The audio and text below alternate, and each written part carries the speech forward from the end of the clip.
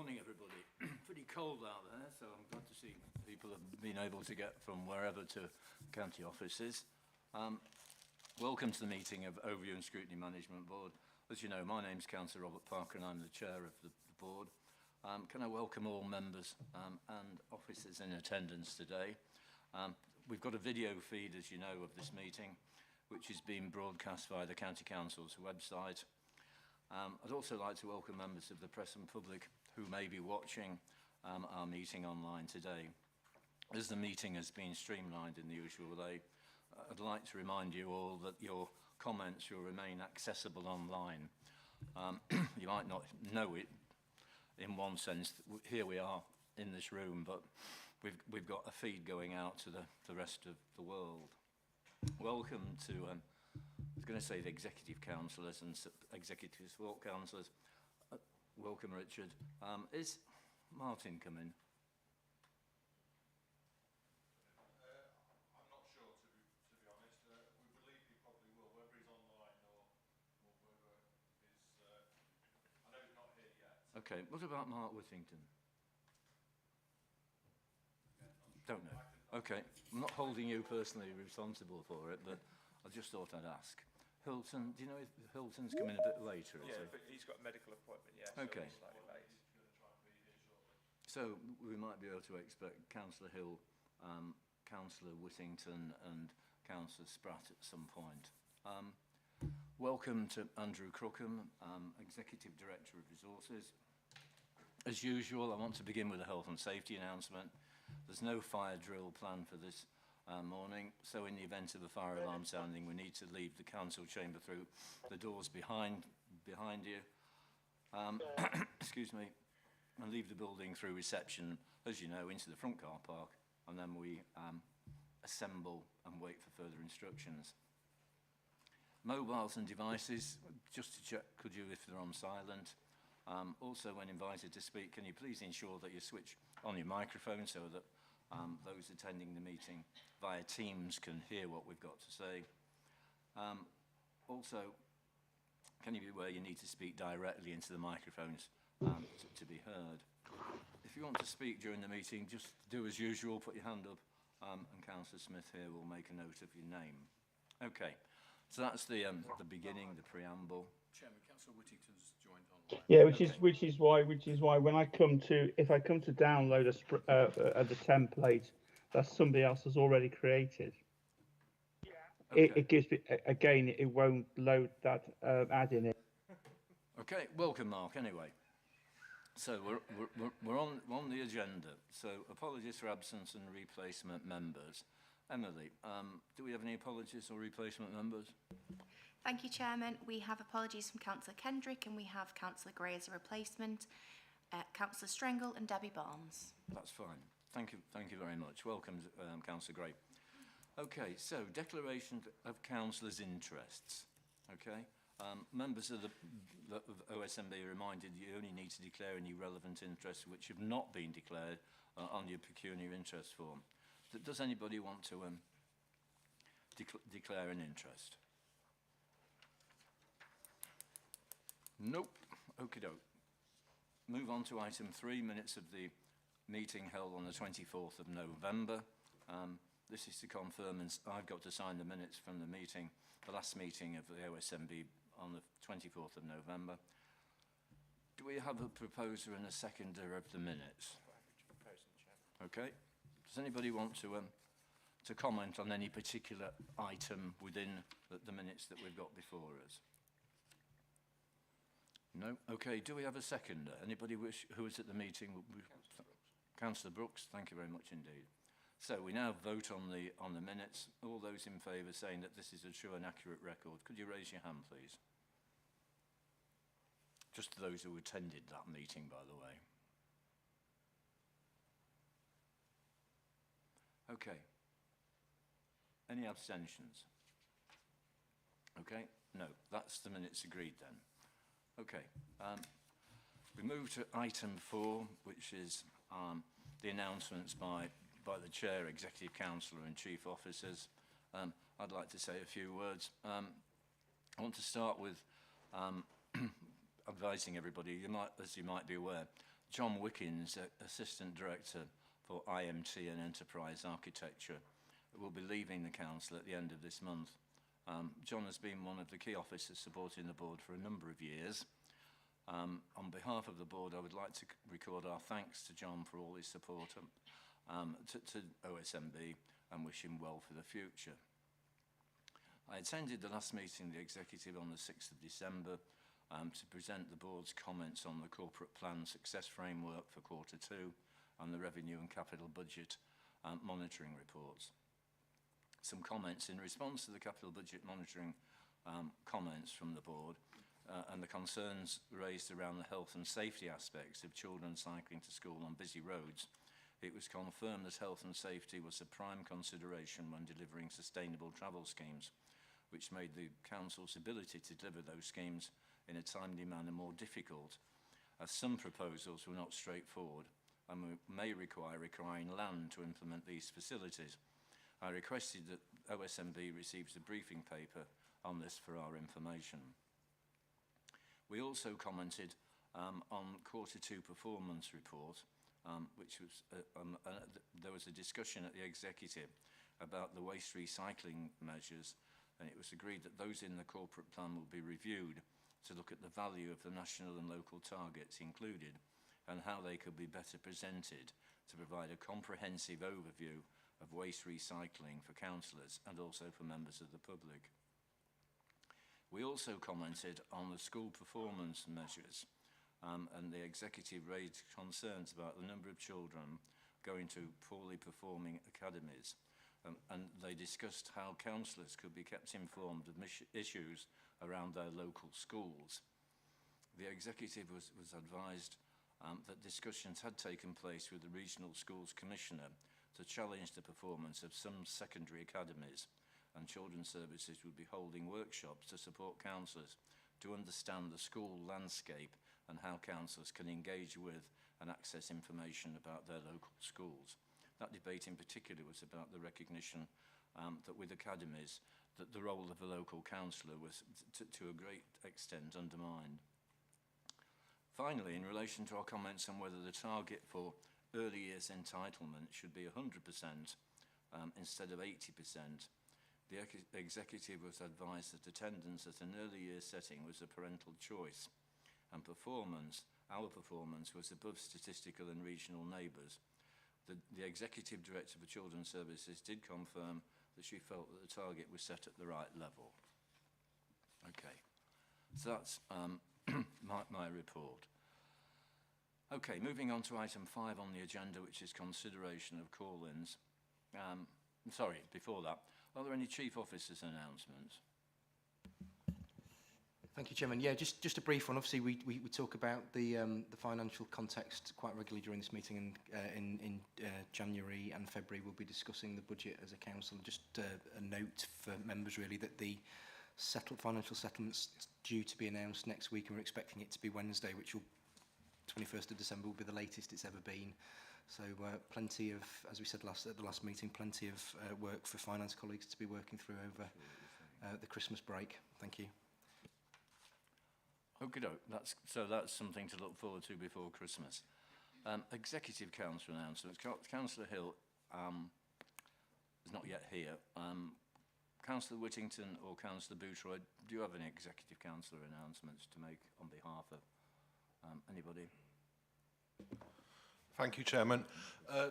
Not so much an announcement, more just on agenda item 11, just to say thank you to all the legal team that have put an awful lot of effort into getting the legal services company over the line. It's been a bit of a challenge over the last sort of 18 months, and I just wanted to put that on record. Thank you. Thanks. You'll have a chance to say that a bit later on the. I know. In case I didn't, yeah. Good. Yeah. I mean, it does seem a long time ago, doesn't it, when this kicked off? That's great, though, Richard. Thank you. Okay. Mr. Chairman, I haven't got anything from Councillor Hill. I think that Andrew's already dealt with the major thing that's coming down in Martin's area, which obviously will be the settlement next week. Thanks. Okay. Thanks for that. Okay. So Start with Executive Council announcement, Chief Officer announcements, call-ins, none. Is that right? Yeah. Consideration of council calls for action, no. Okay, so we now move on to item 7, commissioning of the social care information system. Louise Harvey is going to make a presentation, and then we've got the opportunity to question the social care client information system. Good Louisa. morning, thank you. Thank you. So the social care case management system contract is due to end in January 2024. This is currently the Mosaic system owned by the Access Group. The system records all work and engagement activity with the council's clients and holds and shares information regarding services that the council provides to vulnerable children and adults. The Mosaic system went live in December 2016, and all extensions to that contract have now been exhausted. We now need to recommission and decide on the way forward. As the Mosaic system is still very much fit for purpose and to continue to build on the extensive developments already made, the recommendation is to enter into a direct award with Access Group for the Mosaic platform. This would also provide the least disruption to staff and implementation costs incurred. This would be achieved using the Crown Commercial Service Framework Agreement and would allow up to a maximum of 7-year contract. Included in the other considerations, other options considered, were to do nothing, which wouldn't be recommended as the council would be out of contract and vulnerable to uncontrollable costs and potential system and security issues, and a bespoke tender exercise, which is not recommended due to the significant risk to the service delivery arising from uncoupling from the existing system and the achievement of equally significant service enhancements which might offset this is highly unlikely. Thank you, and open up for questions or discussions. Thank you. Okay, anybody want to ask anything? Okay. Right, I've got some questions. 1.9, we seem to be in a difficult position in the sense that the point is made at 1.9 that the marketplace for social care client information system is extremely niche and is dominated by 2 main suppliers. Okay, so I wondered if you could say something about our freedom to make decisions here, because it goes on to say the intention is to enter into a direct contract with Access Group for the existing Mosaic platform so that we can build upon our existing system.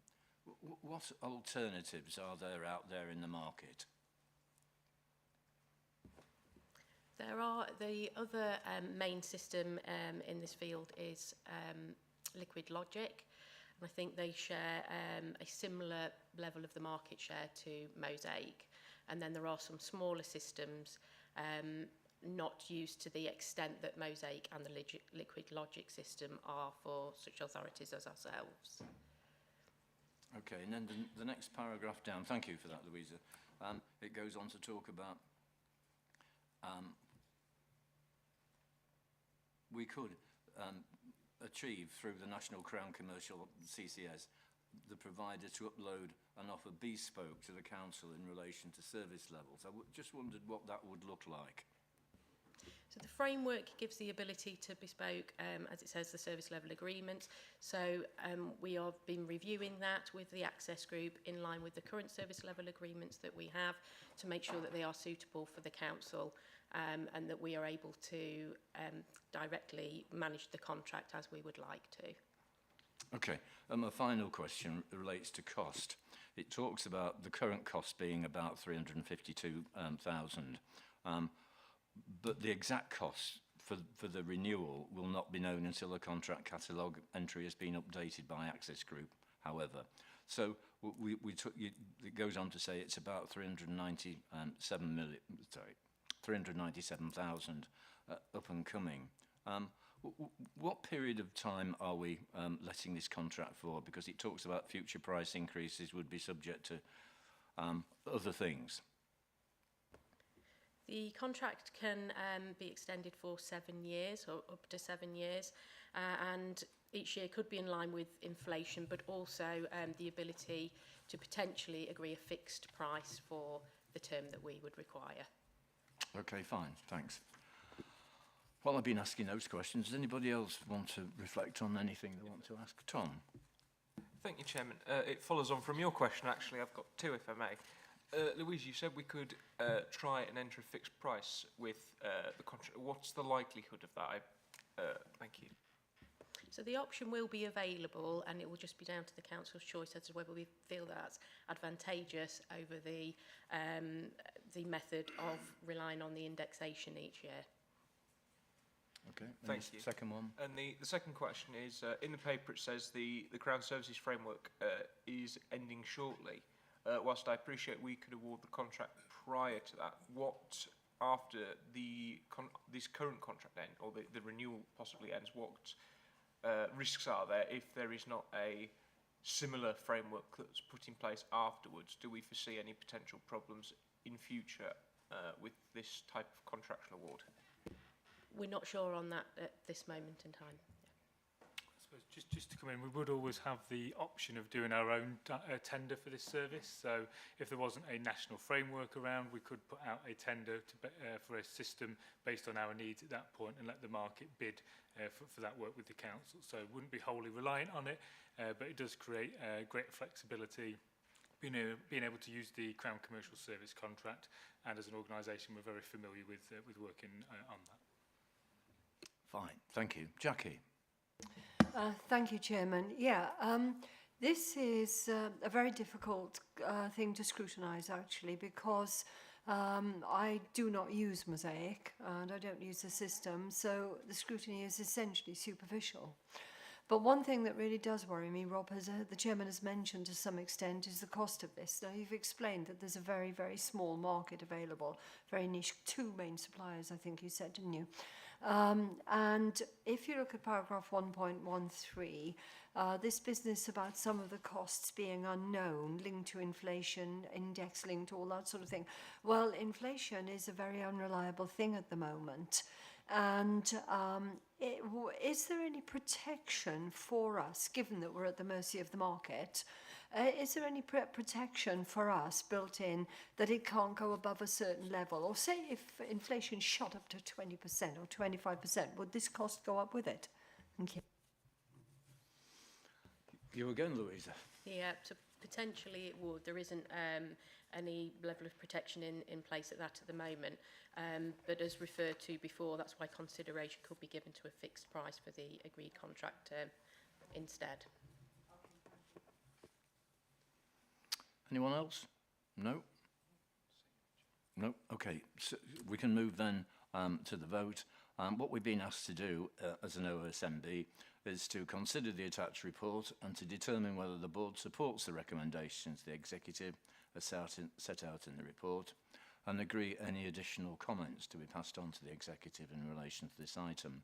In relation to that last point, Emily will have captured them and I'll be reporting those on behalf of OSMB. So, can I have a proposer and a seconder for this recommendation? Thank you, Tom. Seconded by Jackie, yes? Yep, thank you. Okay, all those in favour, can you raise your hand, please? Okay. Any abstentions? No. Thank you. That's now carried. If we could move on to item 8 now, which is a contract renewal for the supply of electricity. Okay. Pre-decision scrutiny, decision by the leader of the council between the 19th and the 23rd of December. The report was presented by Fiona Fielding, Senior Commercial and Procurement Officer. Fiona. Thank you, Chair. The report seeks approval for the renewal of the electricity provision contract.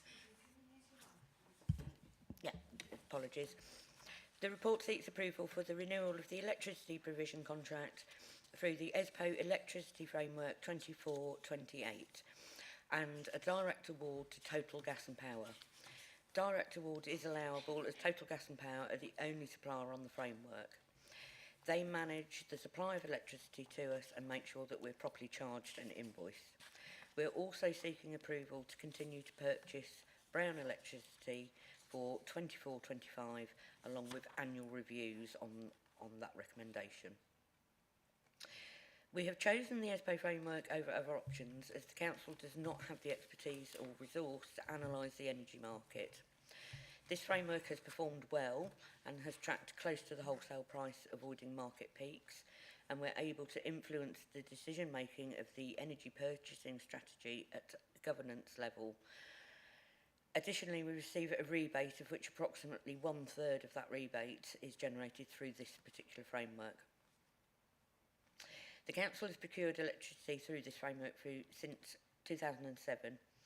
We also have the option to purchase green or brown electricity, and the recommendation is to purchase brown electricity for the time being, whilst also working on a number of carbon demand and reduction projects, such as switching to LED lights, installing solar PVs on corporate buildings, and these will contribute to the Green Master Plan.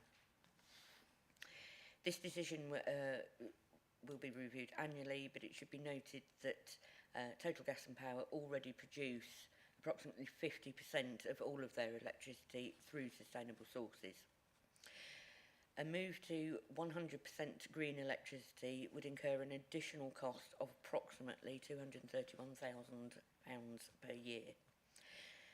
The contract works by signing over delegated authority to ESPO to conduct the trading of the commodity of electricity on our behalf using its trading software, and this approach is aligned to the National Procurement Strategy.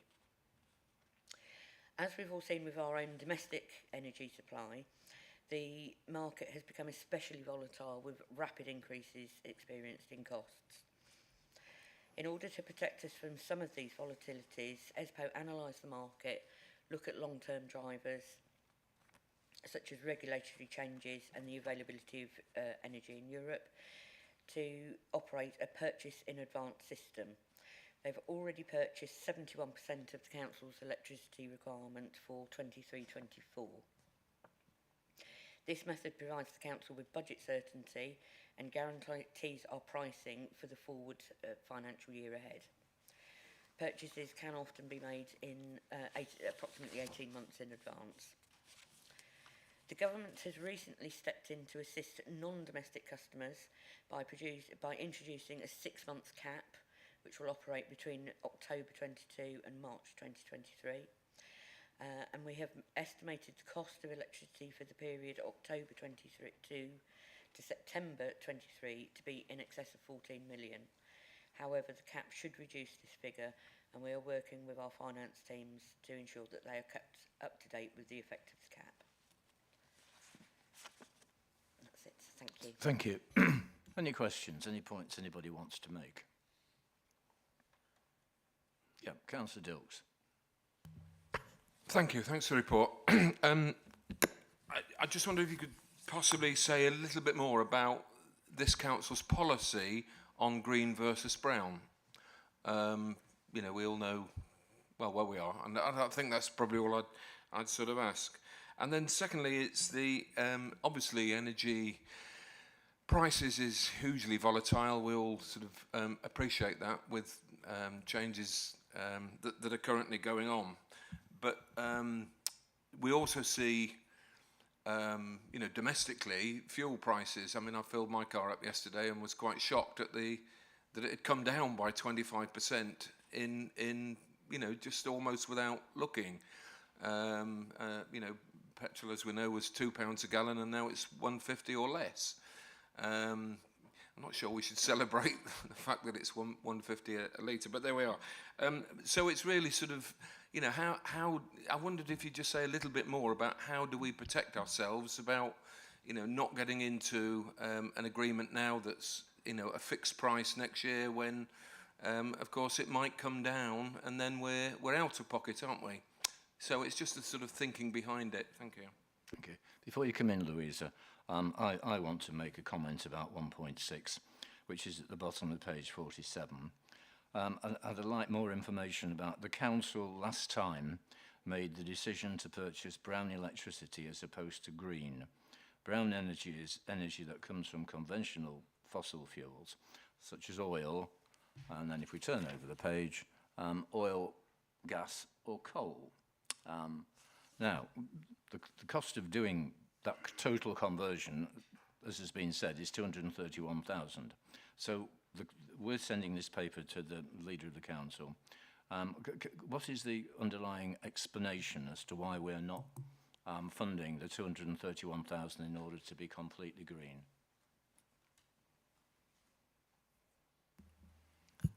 I think it's a matter of cost rather than anything else. The differential between the electricity pricing is much greater than the gas pricing. The gas pricing, the differential was much smaller, and the council does in fact buy green gas, and I think it's probably the only member of ESPO who currently does that, or certainly was at the time that we entered into those arrangements. The volatility of the market is such that we have concerns that brown electricity is more affordable, but also the differential between the green and the brown electricity will increase over the next 12 months. That's the view of ESPO, making it less affordable than it currently is. I'm not sure there's anything else I can usefully add, Chair, to that. Okay. Well, I would have gone on to, I'd go on to ask, what are the environmental consequences of what we're doing? We had the point made, okay, correctly, that it's cheaper to go brown, but what would be the benefits of, the actual benefits of us going green? We've had discussions with colleagues who are working on the our green agenda, and in discussions with them, which I wasn't actually part of, so I can't provide you with any detail about that, the view was that we were better spending our money on strategies and projects that would reduce our consumption of electricity than we would on paying the differential of cost. I don't know if there's anything you can add to that, Fiona.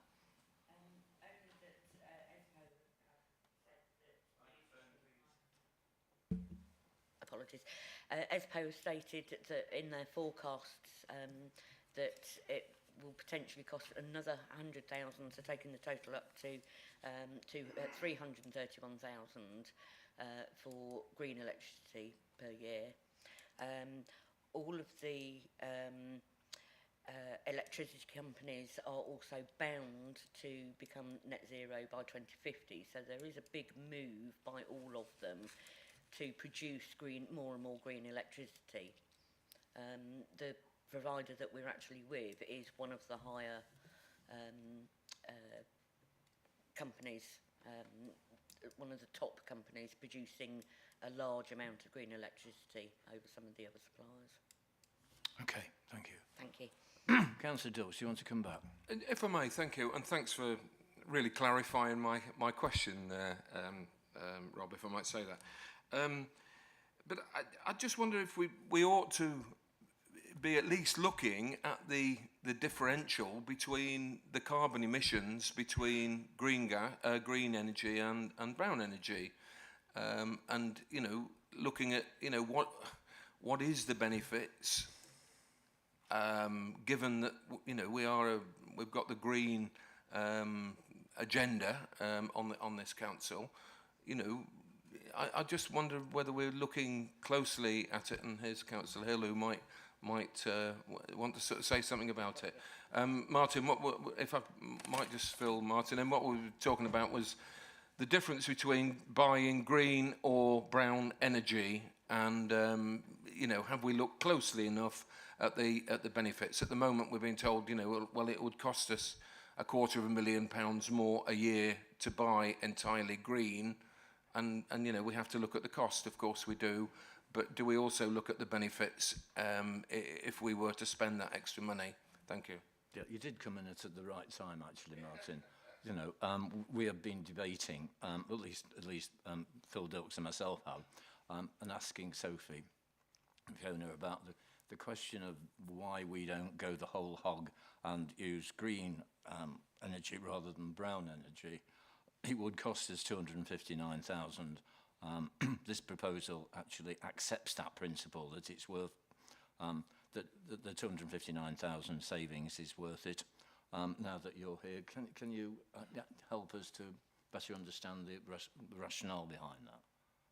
Yes, well, I think whether Andrew can help me, but I've just come in.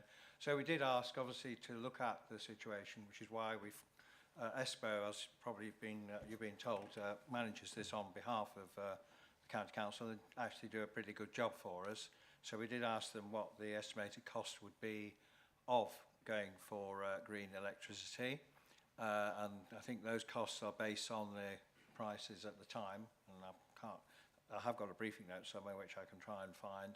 I think it wasn't quite as straightforward as that because there are some mitigating circumstances from memory where we were briefed that although we'll be using what's called mostly brown electricity, there are parts of that which actually would fulfil requirements towards becoming more green. But at the end of the day, I don't think you can dismiss £250,000 as not relevant, especially in the financial situation we are in. There's currently projecting a budget deficit for this for the next budget year. So I think that is why the recommendation, as it is, that we stick to the current policy. But there are within that, I think there are quite some substantial measures where we are mitigating that. But I don't know whether Andrew can his memory cells are better than mine. But I'll see if I can find this briefing.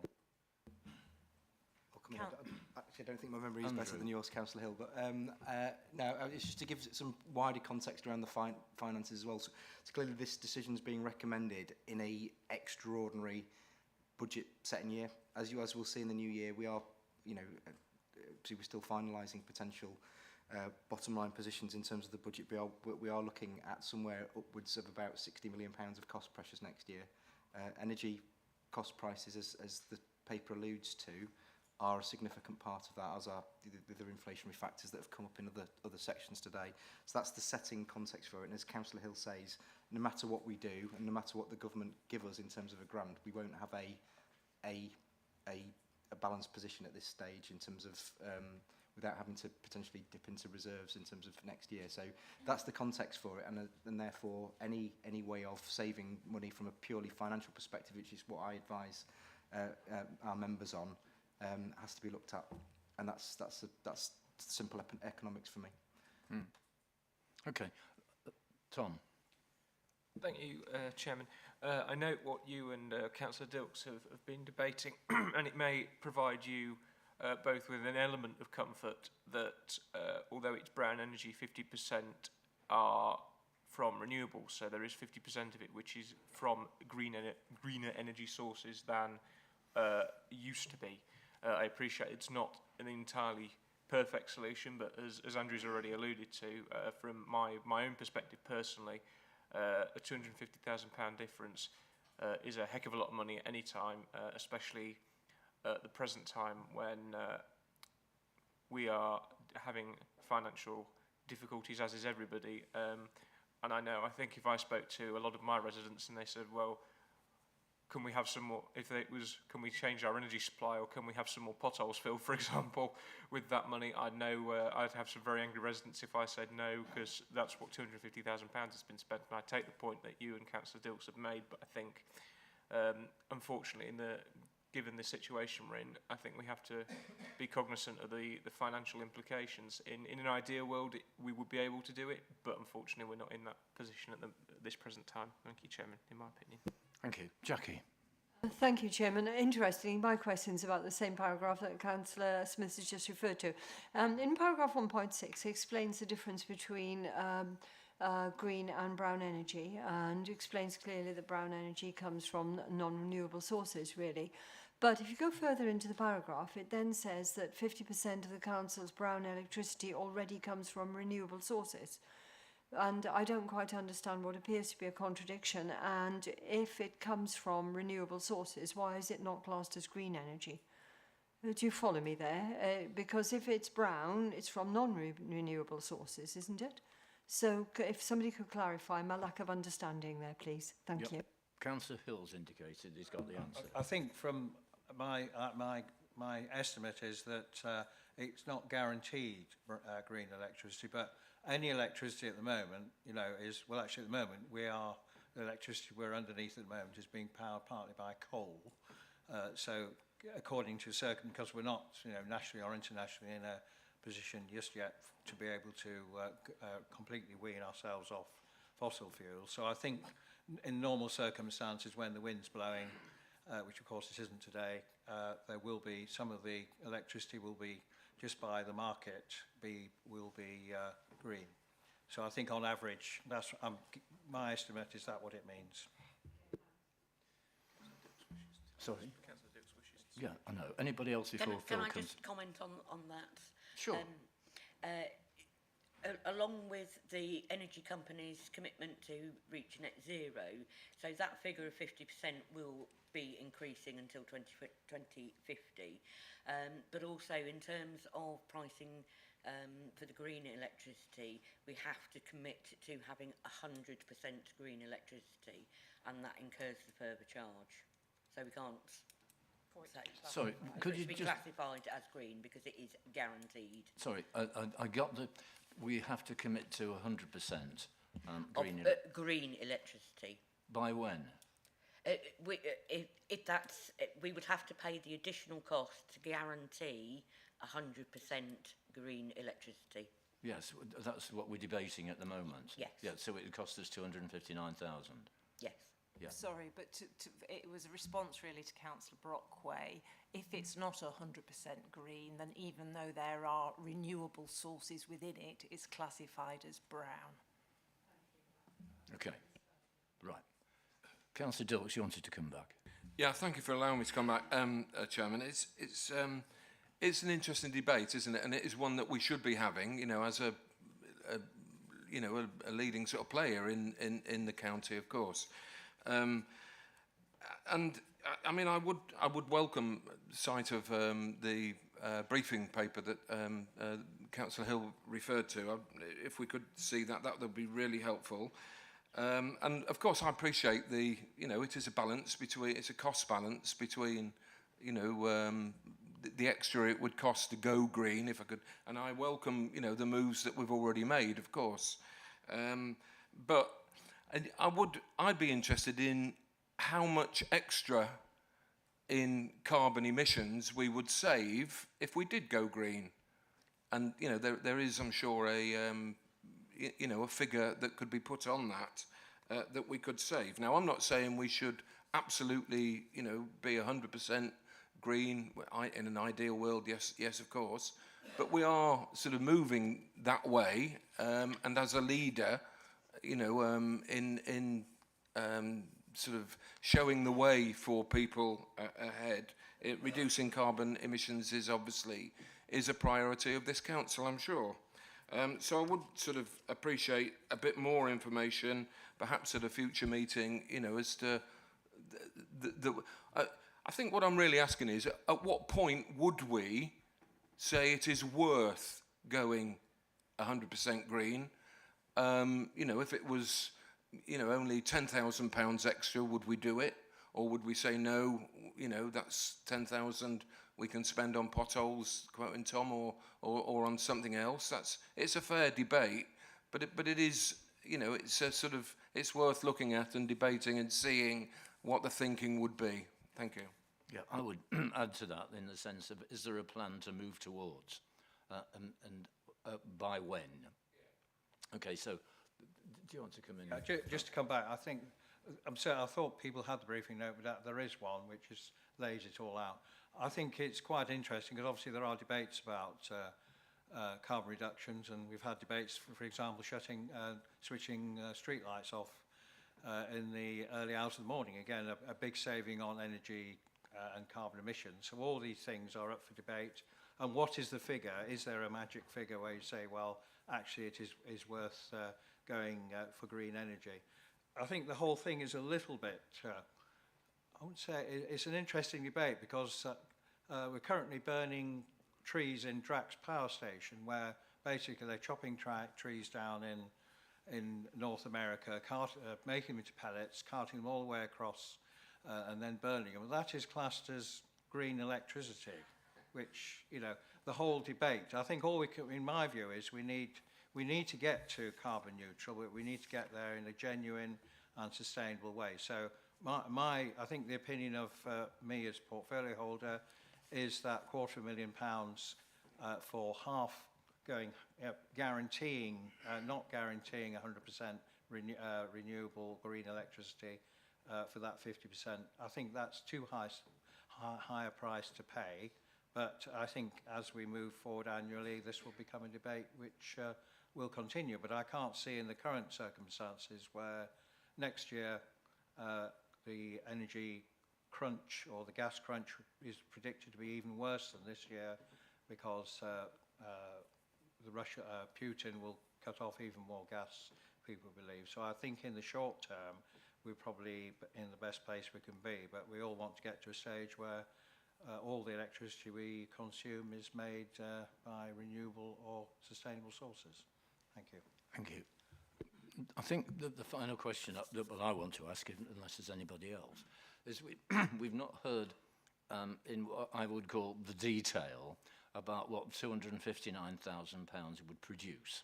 In other words, it would mean savings, because we're not just pumping that money in for no reason other than just to be called green, but there must be some benefits, actual benefits. And I wondered if either Sophie or Fiona could actually tell us about the benefits, the environmental benefits.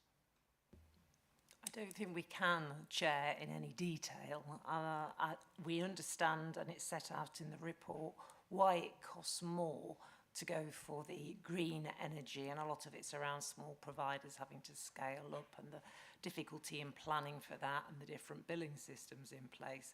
In terms of the benefits, we know that it is better for the environment. I couldn't quantify that. I don't have the information for that. That exercise can be done, and it can be brought back to this committee at some point in the future, and we'll work with our colleagues in place and ESPO around that. So I don't know if that helps. Well, it will help when we get that information. Yes. Okay, so here we are. We haven't got complete information. We've got a paper in front of us.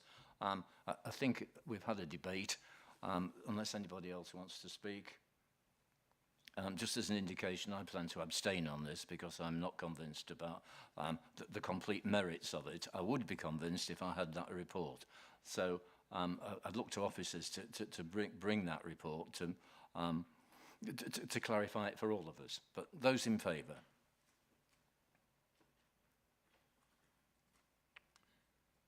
Okay, those against? Abstentions? Okay, clearly carried. Thank you. But if you would provide us with something that actually makes it clear, 259,000 would produce X number of benefits, or not, as the case may be. Will do. Okay, thank you. So, contract for renewal of electricity, 9, Business World System Redesign Update. We've got a report here, and it's Andrew. Hi, good morning. So the report provided today provides an update on the move to the Hoople Limited Business World platform. So since the previous updates can confirm that the Council is now a formal shareholder of Hoople Limited and attends the regular board meetings. In terms of getting the actual system live, we've recently just carried out a very successful data migration exercise, testing the data from one system into the other, and we're planning for a final one in January before we do a final cutover ready for go live in April. And at the moment, we're doing extensive testing against the system, and at the moment against what's known as version 7.10, which is the very latest software that Unit 4, the provider of Business World, currently provide. And at the moment, we're on version 6.4 of as a council, and we'll be going out of support soon. Now, that testing is mainly around 3 key functional areas, and that's our ability to pay our suppliers, to be able to get the income into the council, and also around paying our staff. So with regard to payment of suppliers, we do this through a lot of scenario testing, making sure we can pay invoices, we can raise purchase orders, that the authorisation levels through the council is operating effectively, that BACS runs are running effectively, and so on. With regards to income into the council, mid-project, we actually had to implement a whole new software solution. The current cash and income manager solution that we operate every day has had to be replaced to a new product called Haycentric, where essentially the people who own and built that within Unit 4 set up a separate company to deliver it better. Unit 4 no longer have the expertise to develop that moving forward. And so we're working in collaboration with Unit 4 to move to their new partner organisation, Haycentric. And that's been implemented at the moment. We've successfully gone live with web payments in October. We're about to go live with mail order and telephone order payments in December. And then we'll transition all of it over to Hoople Limited on the 1st of April. Hoople have already implemented the system into their system, ready to onboard Lincolnshire. Now, with regards to payroll testing, there has been extensive testing carried out. It's lasted around 18 months, where no stone has been unturned, has been our approach. We've looked into absolutely everything as part of that. And as you can see from table 61 on the report, these have all been balanced, other than the figure of £472.72 in payroll parallel run number 3 affecting schools. Now, that figure represents 0.007% of that total payroll and was across multiple staff. Now, for your assurance, so you're aware that the project took the decision not to finish that reconciliation. The reconciliation was taking weeks on end, and what tends to happen is we manually input the data into the new build of the system, press the button to go, test that, how does that work? And what we're doing, we did months of where there were errors, and we'd found that it was actually the errors weren't down to the system. The system was calculating right, but had input errors, so people were inputting the data incorrectly. So of that £487, it was a judgment call of could be another 8 weeks, but all the issues so far are all about data input. There's nothing showing us there's any issue whatsoever with the actual system itself. We've also got ongoing payroll assurance plan in place, where we're working with Serco and Hoople and our HR services to make sure we've got the overall assurance around the delivery of payroll moving forward. Now, one of the significant issues we've found during this project is around data in the system, and that's inconsistent data, missing data, incorrect data that's in our existing system. So we've done extensive work around correcting this, but most importantly, putting in some of those hardening controls in place to try and stop those errors occurring moving forward. And we're working again with our colleagues in finance, payroll and HR to make sure those controls are in place.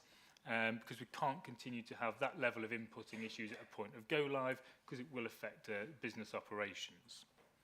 Finally, with regards to training, there'll be a lot of training that carries on as part of the implementation. This will be offered to all staff, ranging from a general overview for those who have limited interaction with the system, through to detailed functional training for colleagues who are budget managers and budget holders, line managers who need to run certain reports and so on. There'll also be dedicated training for our schools with a specific focus on head teachers and bursars, and we're also running some drop-in sessions for elected members, which will be supported by our Democratic Services colleagues. An overview of that can be found on page 63 of your pack. Happy to take any questions. Thank you. Okay. Yes, Jackie. Thank you, Chairman. Thank you very much for the report. There's a lot in it that I think is very, very positive. I mean, I was pleased to see that the data migration went successfully, because, we've been in difficult places with that before. However, I do have some real concerns, added to, I'm afraid, by some of the things you've just said. On page 59 at the bottom, it's talking about an inability to complete tests because of council-wide technical issues. Now, there are several questions around that. One is, does it mean that the council system is not robust enough for us to do the testing? And is this going to be an ongoing problem? Or was it a one-off thing that doesn't affect our linking with this system? So that's one of the questions, but that then ties in with the next page. We have still got 135 tests for finance to be completed, and I can see that further on in the report, I think, the next page, it actually talks about difficulty in relation to schools. So there's quite a lot of difficulty there. 135 finance reports that we don't know have been complete. Well, they haven't been completed yet, so we've got no assurance that you're going to be able to do it easily. The council-wide technical issues, do you want to answer those? Because there's another little bit certainly. as well. Yeah. Thank you. Okay, thanks. So the technical issue was a council-wide. It was when the VPN went down for 4 days.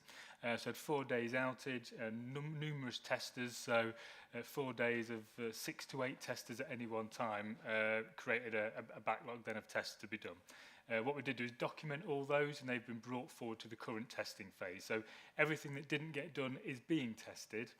It's just that it didn't get tested at that point. And we're also then testing those now against the latest version 7.10 for that element. With regards to the tests around the point around those for finance, they're all in this planning at the moment, so they're ongoing at the moment. We've got a test manager who's on it every single day, meetings with finance, with HR, with payroll to map out what's expected to get done each day.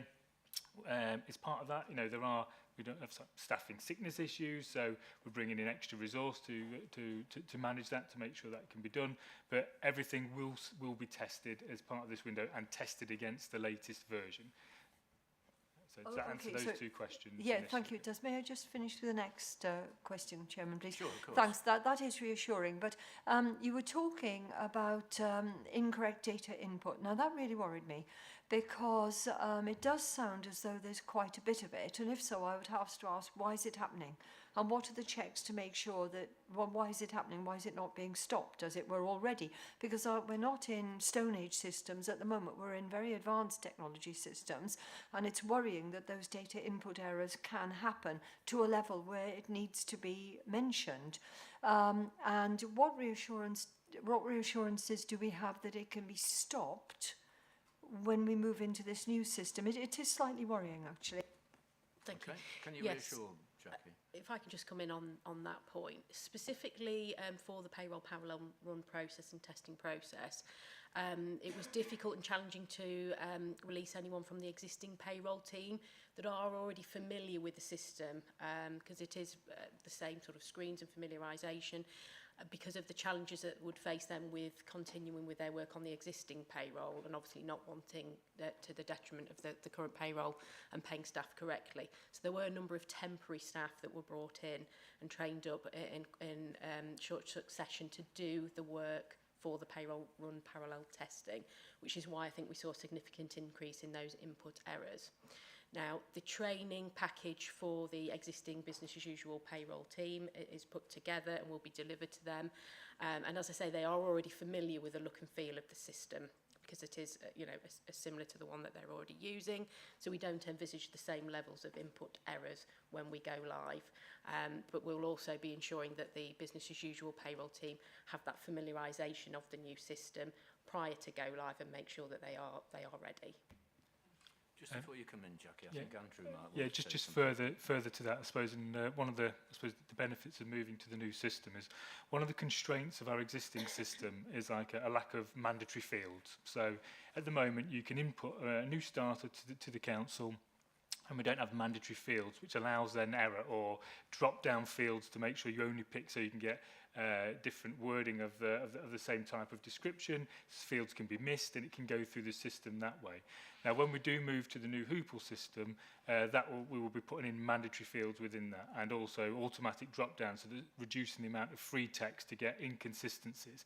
So they will all be in place and will help reduce some of the, we're having to make late payments to staff because of the errors, or will also help when we've got levers, making sure we're getting that information through right first time. So it will harden up a lot of those processes automatically. We've also been raising it with our corporate leadership team. We've been taking that information out to present to our managers to make sure they're clear and aware of these issues to help strengthen that from a assurance, get it right first time, because it just creates delay and cost into the system. So the system itself will help alleviate a lot of those issues, but we need to get people into that practice to getting it right first time too. Is that okay, Jackie? Yeah. Yep, fine. Anybody else? Okay. I've got a question on page 60, actually. I was sort of alerted when I saw the words, the sudden need to include this change in income module. And the previous paragraph suggests that Unit 4 were no longer developing and no longer had the expertise to maintain our services. Therefore, the move to Hay-centric will also provide demonstrable benefits. And it was the question of the sudden need to include this change. So it seemed as though, you know, we are an organisation that tends not to make sudden decisions. And I'll put it in inverted commas, sudden. So what was can you tell us the background about how suddenly, and not my words, but okay, we had to do this? Yeah, absolutely. I can remember it was at 4 o'clock on the 22nd of December last year. It was precisely when that issue was raised. We were in the middle of going through an upgrade to our existing cash and income manager solution, where actually Unit 4, the provider, was struggling to support us, and actually working alongside Serco and with others, we'd sought external professional support to get that upgrade made. And it was during that call where I suppose concerns came about around the knowledge and ability to support that, but then also it was raised with us formally then at that point that there was a need that they were no longer supporting the product, and MasterCard, who are the supplier to that, were no longer supporting card holder not present function within the system. So it was at that point then we'd identified that this was going to be an issue. We decided we would continue ahead with the upgrade to the cash and income manager, because we felt actually it would be too big a risk going from a very old version of that to Hay-centric, and would give us time to evaluate what our options were against other payment systems such as Capita and so on. So it wasn't something that as a supplier to us, Unit 4, we've had, we've been to their contract manager and their relationship manager to say, well, actually, we should have been informed of this much further on in advance. We've had that discussion. They've acknowledged that. So that was where it came out. So like you say, it was late notification to the council, but we did respond very quickly. We did an evaluation of whether or not we could use our other payment system as well. But this system also will bring benefits in terms of our ability to meet the payment card industry data security standards, especially when taking telephone order payments and such. Fine, thank you. So, Unit 4, are they still telling us everything we need to know, or are they no longer part of our organisational requirement? No, so our licensing's still with Unit 4. The council's got a very competitive deal for its licensing with Unit 4, which is why we want to continue to use that. So our licensing will still be with them for the actual use of the product. We're just going to use it on Hoople's platform. Louisa and I work very closely with their contract manager. Louisa's recently attended some of their national briefings to help shape the product. Most ERP systems are born from a financial perspective, so we're helping to push them around improving its HR functionality to support that, and a number of the developments that we've put forward I think have now been taken on board. So we're hoping, as being part of Hoople, with other clients across the private and public sector, we can actually strengthen that relationship with them moving forward. Okay, fine, thank you. Before we move to a vote, any further questions? No, okay. So we've got the actions required by OSMB. Review the report and provide feedback on the points raised. We've done that. Receive a further update in May 2023 to reflect upon the outcome of Go Live, the first payroll in the new system, and any other matters to be addressed. I propose that the board has reviewed the report and receives a further update. Do you agree? Raise your hands, please. Thank you. Anyone against? Any abstentions? No. That's carried. Thank you, Andrew. Thank you for your... Thanks, Louisa. Okay, so we move on to item 10. Developer contribution scrutiny review. This is the final monitoring update of the action plan. So, who's taking this? Thank you. Thank you, Chair. Obviously, the paper's in front of you with the action plan, and against each of the recommendations in the action plan, there is an up-to-date text, but I won't take you through them all. I just want to bring to your attention some of the notable progress that we've been working on since we last came to this committee. The previously supported strategic approach is currently being trialled with all affected service areas. Primarily, this is around testing of the software systems. Testing is going well. No hiccups have been found so far. Therefore, on the back of that, we are planning now to go live with the whole council planning application responses early in the new year. In relation to recommendation 2, building relationships, again, we've done some significant work with development stakeholders. Now, in addition to our weekly officer catch-ups with all the districts, we now have, I think the current count is 14 developers in tow, where we meet regularly with them to discuss, obviously, development proposals going forward, live development sites, etc. Again, we're not standing still on this.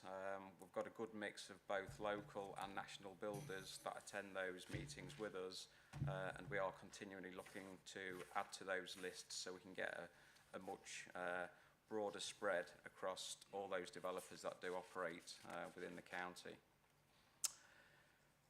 Recommendation 3, in addition to the trial that I just mentioned a few moments ago, our planning responses, that's our statutory responses to planning applications, continue to be posted on our website.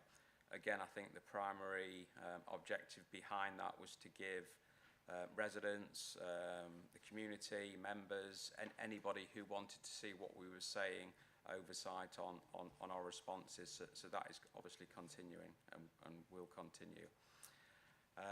Prior to us going live in the new year with the strategic approach, again, we will be going and talking to all the LPAs and notifying them formally of our new process.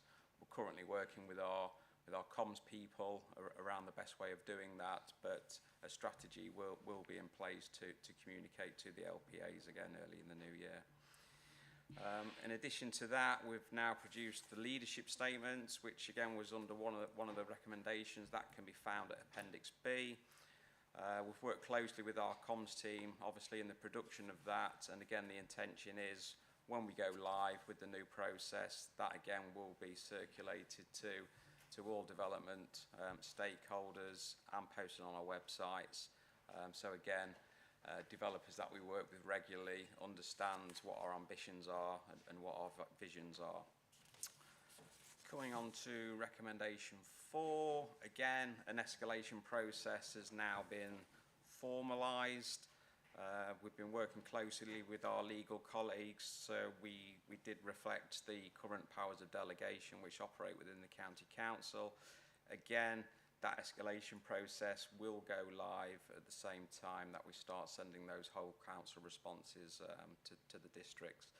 And again, the idea behind this whole agenda is that we get a more coordinated position internally, so that if districts or developers do challenge any planning obligation that any service area is asking for from the County Council, we have a much more structured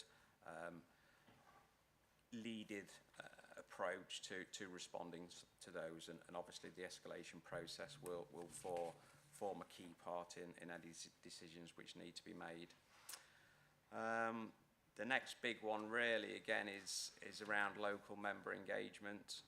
Again, I think this comes under recommendation 6, but since probably the back end of the summer, we've been meeting with our local members out in their communities to talk them through allocated growth within their patches.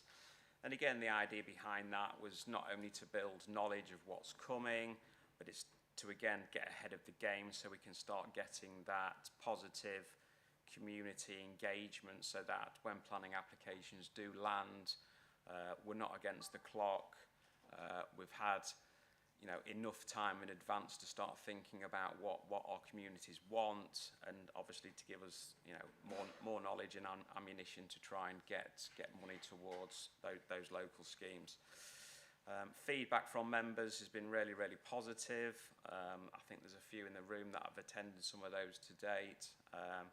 I think they have gone positive, and again what we're doing on the back of that is we are starting to compile a list of schemes which we think will be community aspirations, which again we will start putting in front of officers so all become aware of those.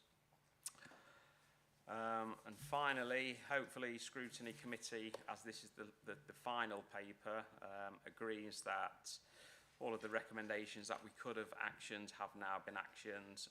A lot of them are obviously going to be ongoing business as usual exercises. So that is where we are at the moment. We now hope to continue with the processes that have been previously agreed and move forward as per. Thank you. Great, lovely. Very positive. Anyone want to ask any questions about this? Thank you. Tom. Thank you, Chair. It's a very brief one. In the report, it mentions consultations around planning from government will go to E&E. I've just asked Warren that they could be shared with all members who may wish to comment. Other than that, I think wish to say thank you very much to you and officers for all the work you've done. It's come on a long way since it first started. So thank you very much. Yeah, thank you. Yes, actually, following the pre-meet we had to this committee, I've already spoken to Vanessa and passed that request that all members get consulted when they come forward. Thanks for that. Jackie. Thank you, Chairman. Yeah, it's really, really good. Very interesting report, actually. I mean, one of the big bugbears for residents seems to be that Section 106 and SIL money is used elsewhere. So the development goes into one area and the money goes off somewhere else. And that is very much a big bugbear. And it'd be really good if it could be kept in the areas where it's meant to be. And there was something else I was going to add, but I've forgotten what it is, so I might just pop my hand up again in a moment, Chairman. I've got myself into the report and I've forgotten my point. I might beg to come back in a moment. Okay, so Warren can answer that. Then Ian can have this question, and then perhaps you'll remembered by then. Okay, so the first part. Warren. Yeah, sure. Again, I think the current system allows, obviously, SIL to be taken for those big strategic projects, and you're absolutely right, that can obviously be viewed as being spent in areas not local to where the development takes place.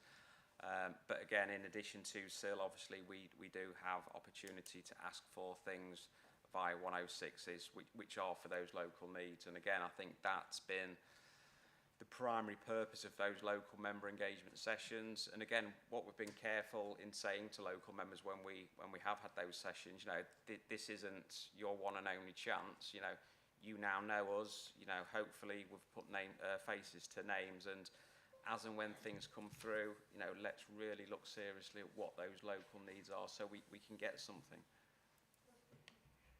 Okay, do you want to come Chairman, back? I can remember the other bit now.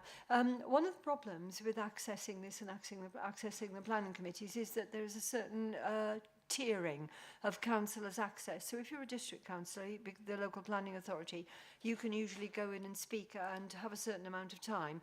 But certainly where I am, if you're a county councillor, you're only given part of the time that's given to the members of the public. So there's a differential between those who are dual hatters and have district access and those who are not dual hatters or twin hatters, who don't then have the same level of access to put forward a more county-wide view. And yeah, I'm just raising that because that difference does worry me slightly. So in my district, I can really get in there and put a detailed view in, given time in the planning process to speak at committee, but as a county councillor, I can't. And that worries me, that the different levels of access could produce unfairness. So I just wanted to raise that, Chairman. Yeah. Can you ease Councillor Brockway's worries? On that matter, I don't think I can. I think all I can say is that the way the district planning committees are set up in allowing, you know, a district member or a county member time to speak is a matter for them to probably comment on. But what I would say in relation to LCC's role now, and again, it's been established for a number of years now, but, you know, we recognise this, and we recognise that local members and the community, you know, want to have a say on planning applications in their patches, which is why we now obviously notify all members of applications when they come through. This is why we're trying to get ahead of the game now with local members to make you more aware of what's coming through in your patch before it formally comes through, so we can start getting that dialogue going. I can't do anything, I don't think, to extend any county councillor's time at a planning committee, but what we can do is have that dialogue, and when we do make comments back to the planning authority, those comments obviously reflect what the local members in the communities want to say. Okay, thank you. Councillor, okay, sorry, Councillor Tom wants to come in and add something to what's just been discussed. Just to try and reassure Councillor Brockway, I know if you had a county matters application, if you contacted Councillor Fleetwood, I'm sure he'd be very happy for you to speak at any planning committee as other members have. Yes, there are time limits, as there are on West Lindsay, as you'll know. If you're a non-planning committee member when you speak, we have very similar time limits here as we do in West Lindsay, the difference being a committee may ask you questions as local member, which they're not permitted to, but you will certainly be allowed to speak if you register to speak. If you have a mineral issue here or any other issue, just try and reassure you on that point. Okay. Councillor Carrington, Ian. Yes, thank you, Chairman. I want to very warmly welcome this report. I think from a rather unusual standpoint, so in the interest of transparency, I should probably declare three interests. One, that I sit at district level on a planning committee, as other colleagues do. Secondly, that I'm a district representative to the Central Links Local Plan Strategic Committee, of which, of course, this council is a partner. And also that I have a professional involvement in planning in public service. So I kind of see this from both sides. I've made this observation before, but as we have Mr. Peppard with us this morning, I'll make it again. I think the quality of the development management product has dramatically improved in the last 2 or 3 years. Speaking as somebody with an involvement at LPA level, it is very informed, it is very proactive, and that is something which helps improve the quality of planning decisions in the interests of our residents, and that is absolutely key. This report has actually informed me much more as to the context of that process. What is essential, it seems to me, is that we give our officers and indeed our members the right tools to make the changes that we seek to make. Our officers work within certain constraints. There are differences between local plans across the whole of Lincolnshire. Sometimes those differences impact on the way that we can deliver, for example, key infrastructure, which obviously is a matter very close to our hearts as county councillors. So that is locked into the Central Links local plan. Other local plans might have a little bit of catching up to do. Every local plan has a 5-year review process, and one of the things that I'm sure that Warren and his team will do is make sure that in those 5-year reviews, the provision of appropriate infrastructure and the tools to enable that to happen are properly provided. And it really is that there are themes within the paper before us about cooperation and about understanding, and I think those are absolutely key. If you have the different entities involved in planning, be it the County Council and the LPAs, but also local ward members and local communities, understanding what the rules of the game are, understanding what the needs locally are, then it is far, far more effective as a system to generate the right responses so that we are making local provision that people want, rather than, as Councillor Brockway observed at the beginning of the debate, this perception that, oh, well, there might be something going through Section 106 or SIL or whatever it might be, but it goes off somewhere else. Actually, the planning rules say that it shouldn't do that. What we need to do is make sure that we demonstrate and communicate a direct involvement for communities. So the system that is emerging following that 2020 scrutiny process seems to me one which I see from 3 different sides and which is beginning to work very, very effectively. So, as I said at the beginning, I do very warmly welcome this report, and I congratulate Warren and his team on the work that they're doing. Thank you, Chairman. Thank you for that positive contribution. Thanks. Do we have any other questions or points to make? Okay, I've got 2 small ones. The first relates to training and member engagement. And on page 75, Warren, you talk about training being scheduled during the period from September of this year to January 2023. Have we got a date for any further member awareness training? There are no dates scheduled for that. Obviously, in relation to member training specifically, if you remember, I can't remember the exact date now, but the first training session was a sort of presentation from my team around what the planning world is, what the rules are, what we can and can't do. The follow-on with these sessions was to get more local and engage with the members more locally. We haven't actually programmed any further training sessions from this, other than our offer to all members when we do notify them on planning applications that, you know, our doors are open and we don't want to just engage with you as part of formal training. We want to be engaging and talking to you on a sort of daily, weekly basis, or however frequently need.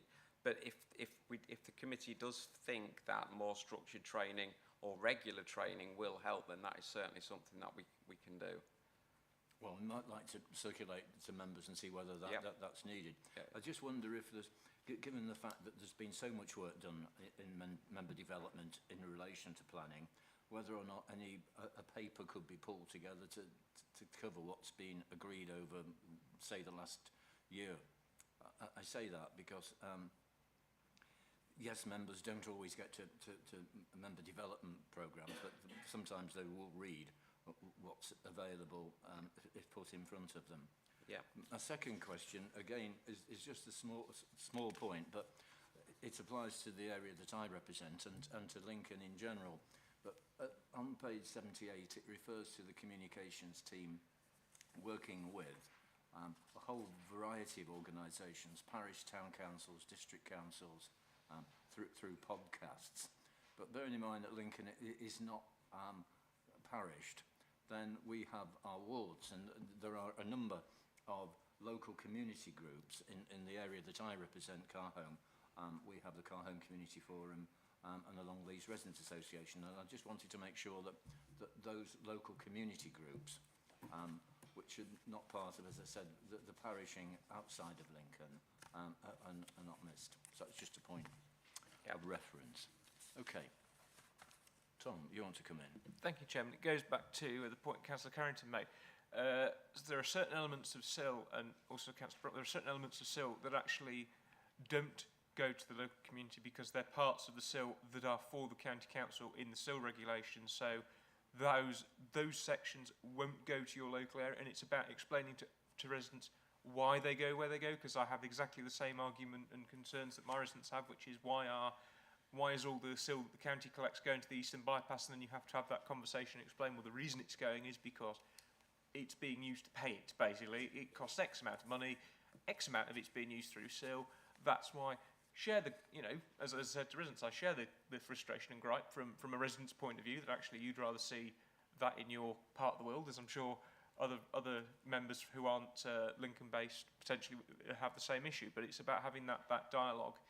And it's also about being able to understand the different roles that we play as a mineral authority and the LPA as the local planning authority plays, and how we as county councillors interact, and also how we work with our district colleagues if we're not dual-hatted, as I'm not myself.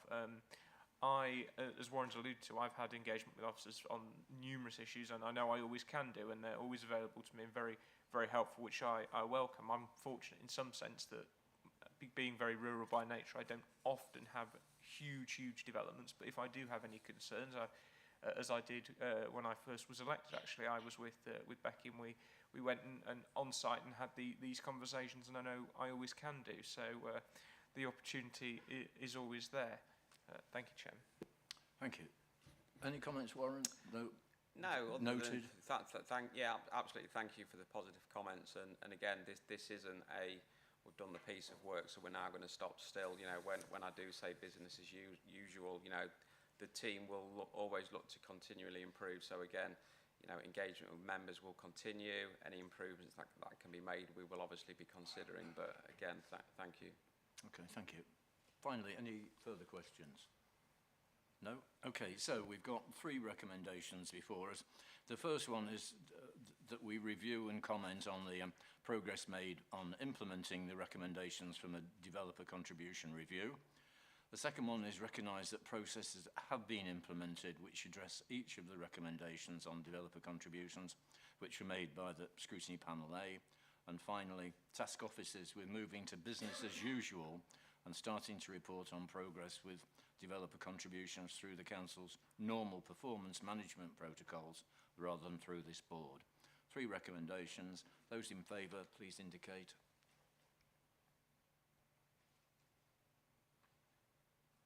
Those against? No. Abstentions? No. Thank you. That's carried then. Okay, so we move on to item 11, which is the establishment of a legal services company. Another update report. David Coleman, Chief Legal Officer. Thank you, David. Thank you, Chairman. As you say, this is an update on progress with the establishment of a legal services company licensed by the Solicitors Regulation Authority to provide legal services. And the first thing I should say is to thank the Chairman and this committee for their forbearance and patience in waiting for me to have something to report. Just to go back to the beginning when this was first approved, the purpose of the company is essentially to overcome a regulatory restriction on the ability of in-house teams to act for certain types of entity.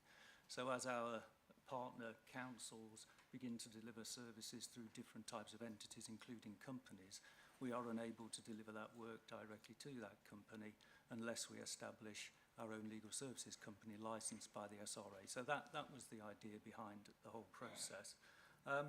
We've been engaging with the Solicitors Regulation Authority since we first applied in October 2020 with a view to obtaining that licence. And we've had some stops and starts in that, not least because we had to substitute Councillor Bootroyd as a significant person with control of the company in place of Councillor Young. And that led us to going back a bit in the application process while the SRA satisfied itself that Councillor Bootroyd was a fit and proper person to be involved with a legal company, which I'm pleased to say that they decided that he was. I think it's important that we recognise that although this has taken some time, the SRA is there to regulate legal services. It does that to protect the integrity of the legal profession and to protect the interests of consumers. And therefore it's right and only to be expected that we will go through a rigorous process of being checked and that the SRA won't grant that licence to the company unless and until it's fully satisfied that that company is fit to operate within the market that we're seeking to operate in. Having said that, we have now got there. We have been licensed to operate as an alternative business structure. The report contains some of the steps that we're now putting in place to ensure that we comply with all the SRA's other regulatory requirements about the way in which local private practices operate. Again, we take that very seriously, as do the SRA. There are significant implications for individuals and people involved in the running of the practice if we don't get this exactly right. But we now believe that we're very close to having that right. We have been speaking to those clients that we believe that we would be able to work for in the future, connected with some of our partners, and we believe that there is some work for us to do early in the new year. And it's our aim now to be ready to provide those services to those clients who've waited almost as patiently as this committee for this to happen. So unless anybody's got any questions, that's the report. Yeah, questions? Yeah, Tom. Thank you, Chairman. It's not really a question. It follows on from Councillor Bootroyd's point, and it's just thank you, David, to you and the team. I know you've had a number of issues which are totally beyond your control, as you've already alluded to. And I just hope that the team around you and the company go from strength to strength, and long may the good progress continue. So, and thank you for bringing it to us when you've gone through everything. I know it's been an arduous process, so thank you very much. Right, can I ask, in relation to the bullet points on page 90 and 91, the introduction to those bullet points say that in order to commence trading, these arrangements need to be made to meet the general legal regulation requirements. Okay, it doesn't say whether they have been met, but it does go on to say that by January you ought to have met them. Sorry, you should have met them. How well developed are the implementation processes for all of those bullet points on page 90 and 91? They're very well developed. So we're in the process of finalising those documents right now. What we intend to do is when we have finalised them, which will be in the next week or so, we would intend to have them looked over by specialists in compliance of legal practices early in the new year, make any tweaks to them, and then we'd be ready to go. I mean, Okay, these- so these are there any that are not, that are less well developed, should we say? I mean, I'm asking in the context of meeting a deadline which isn't clear, but is probably January. That's all. No, all of those. Okay, fine, thanks. Okay, Councillor Brockway. Thank you, Chairman. Thanks for this. Obviously, I'm going to support this, but just a question about confidentiality. It appears that the information that goes into this company will be disseminated only on a need-to-know basis, which is fair enough because of confidentiality. But what type of information are you talking about which will be held within this company as opposed to within our legal services? So that's the first part. And the second part is, what happens when I want to ring up our legal services and say, can I have some more guidance, please, on something? Presumably it will be via the existing system for councillors. So it's confidentiality, what type of things you holding within this as opposed to the general legal service. That's the main. Thank you.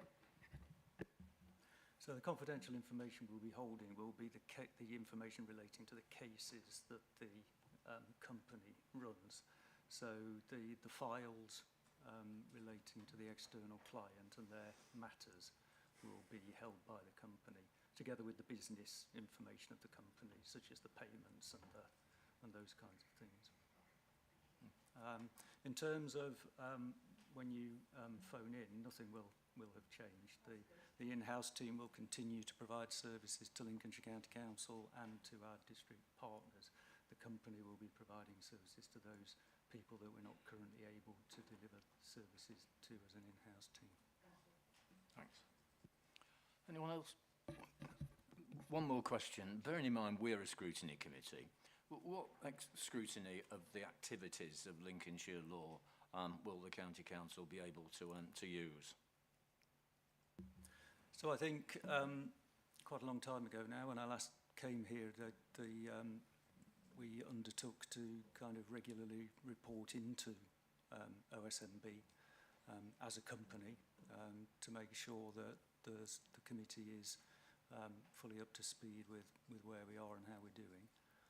It's taken a little while to get around to this report, but I'm happy to bring back a report on whatever time frame the committee feels is appropriate in order to update you now we're getting started.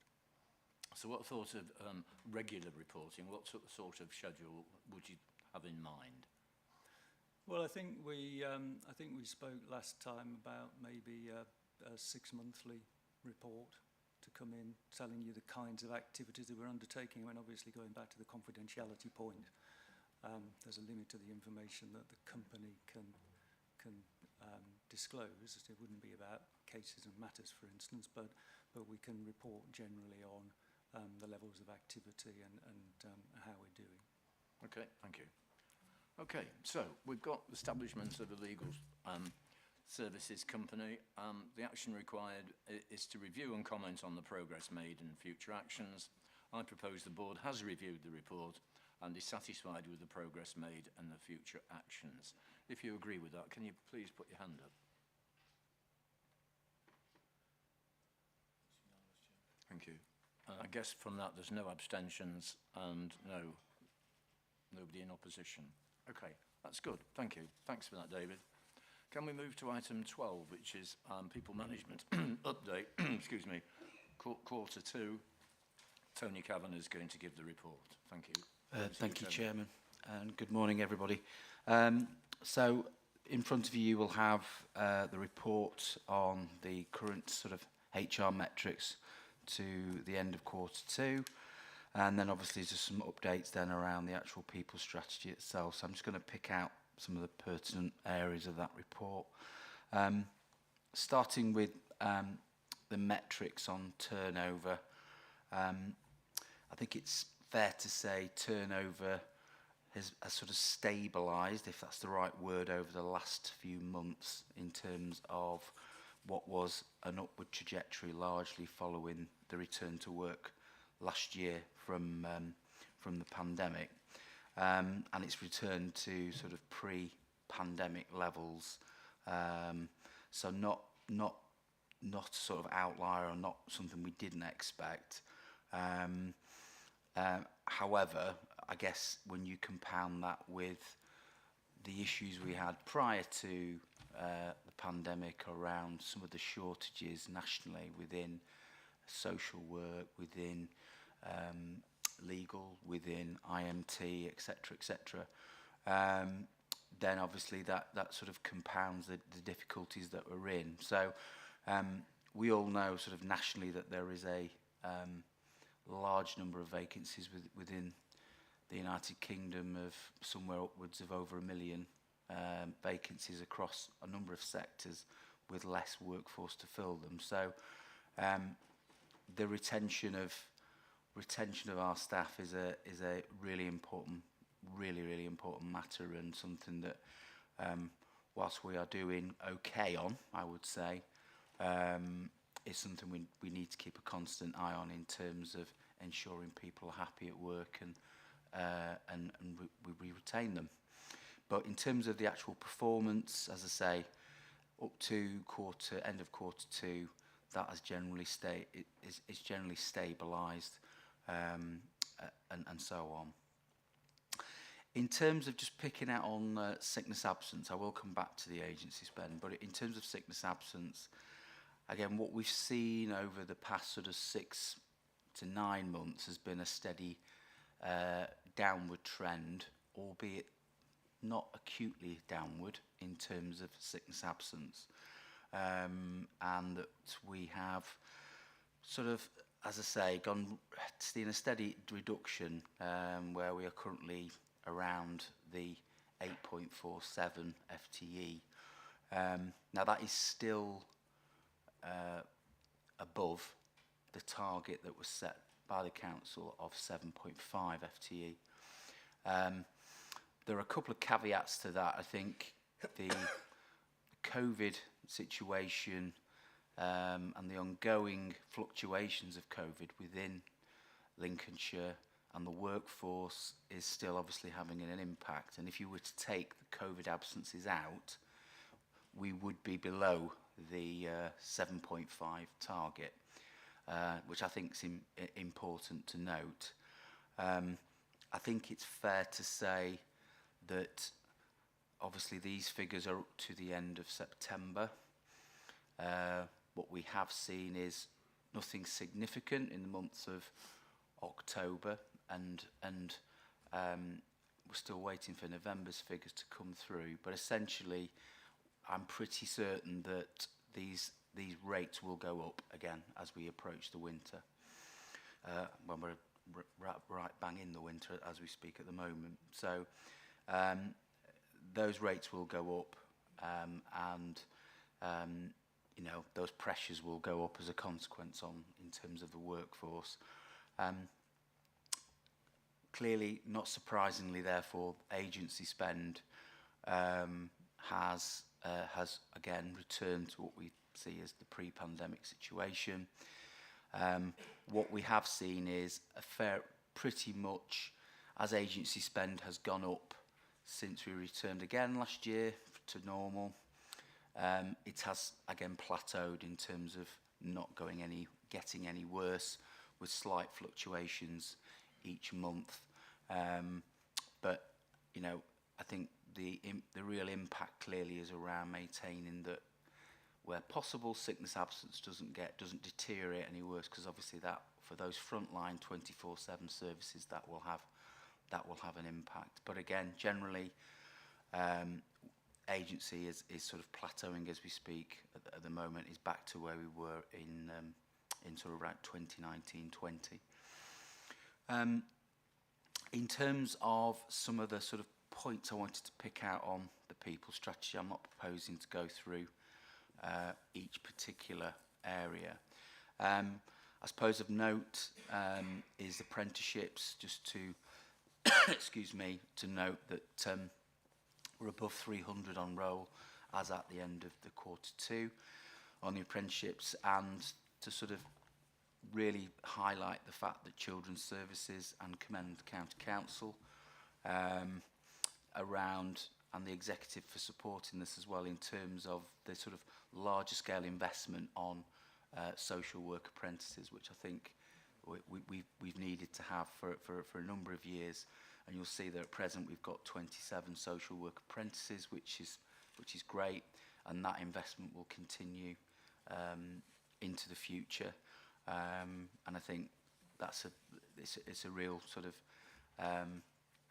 real note for the apprenticeship programme that we're investing in such an important role given the challenges that we have. So that should reap its dividends in the future, and of course on a day-to-day basis.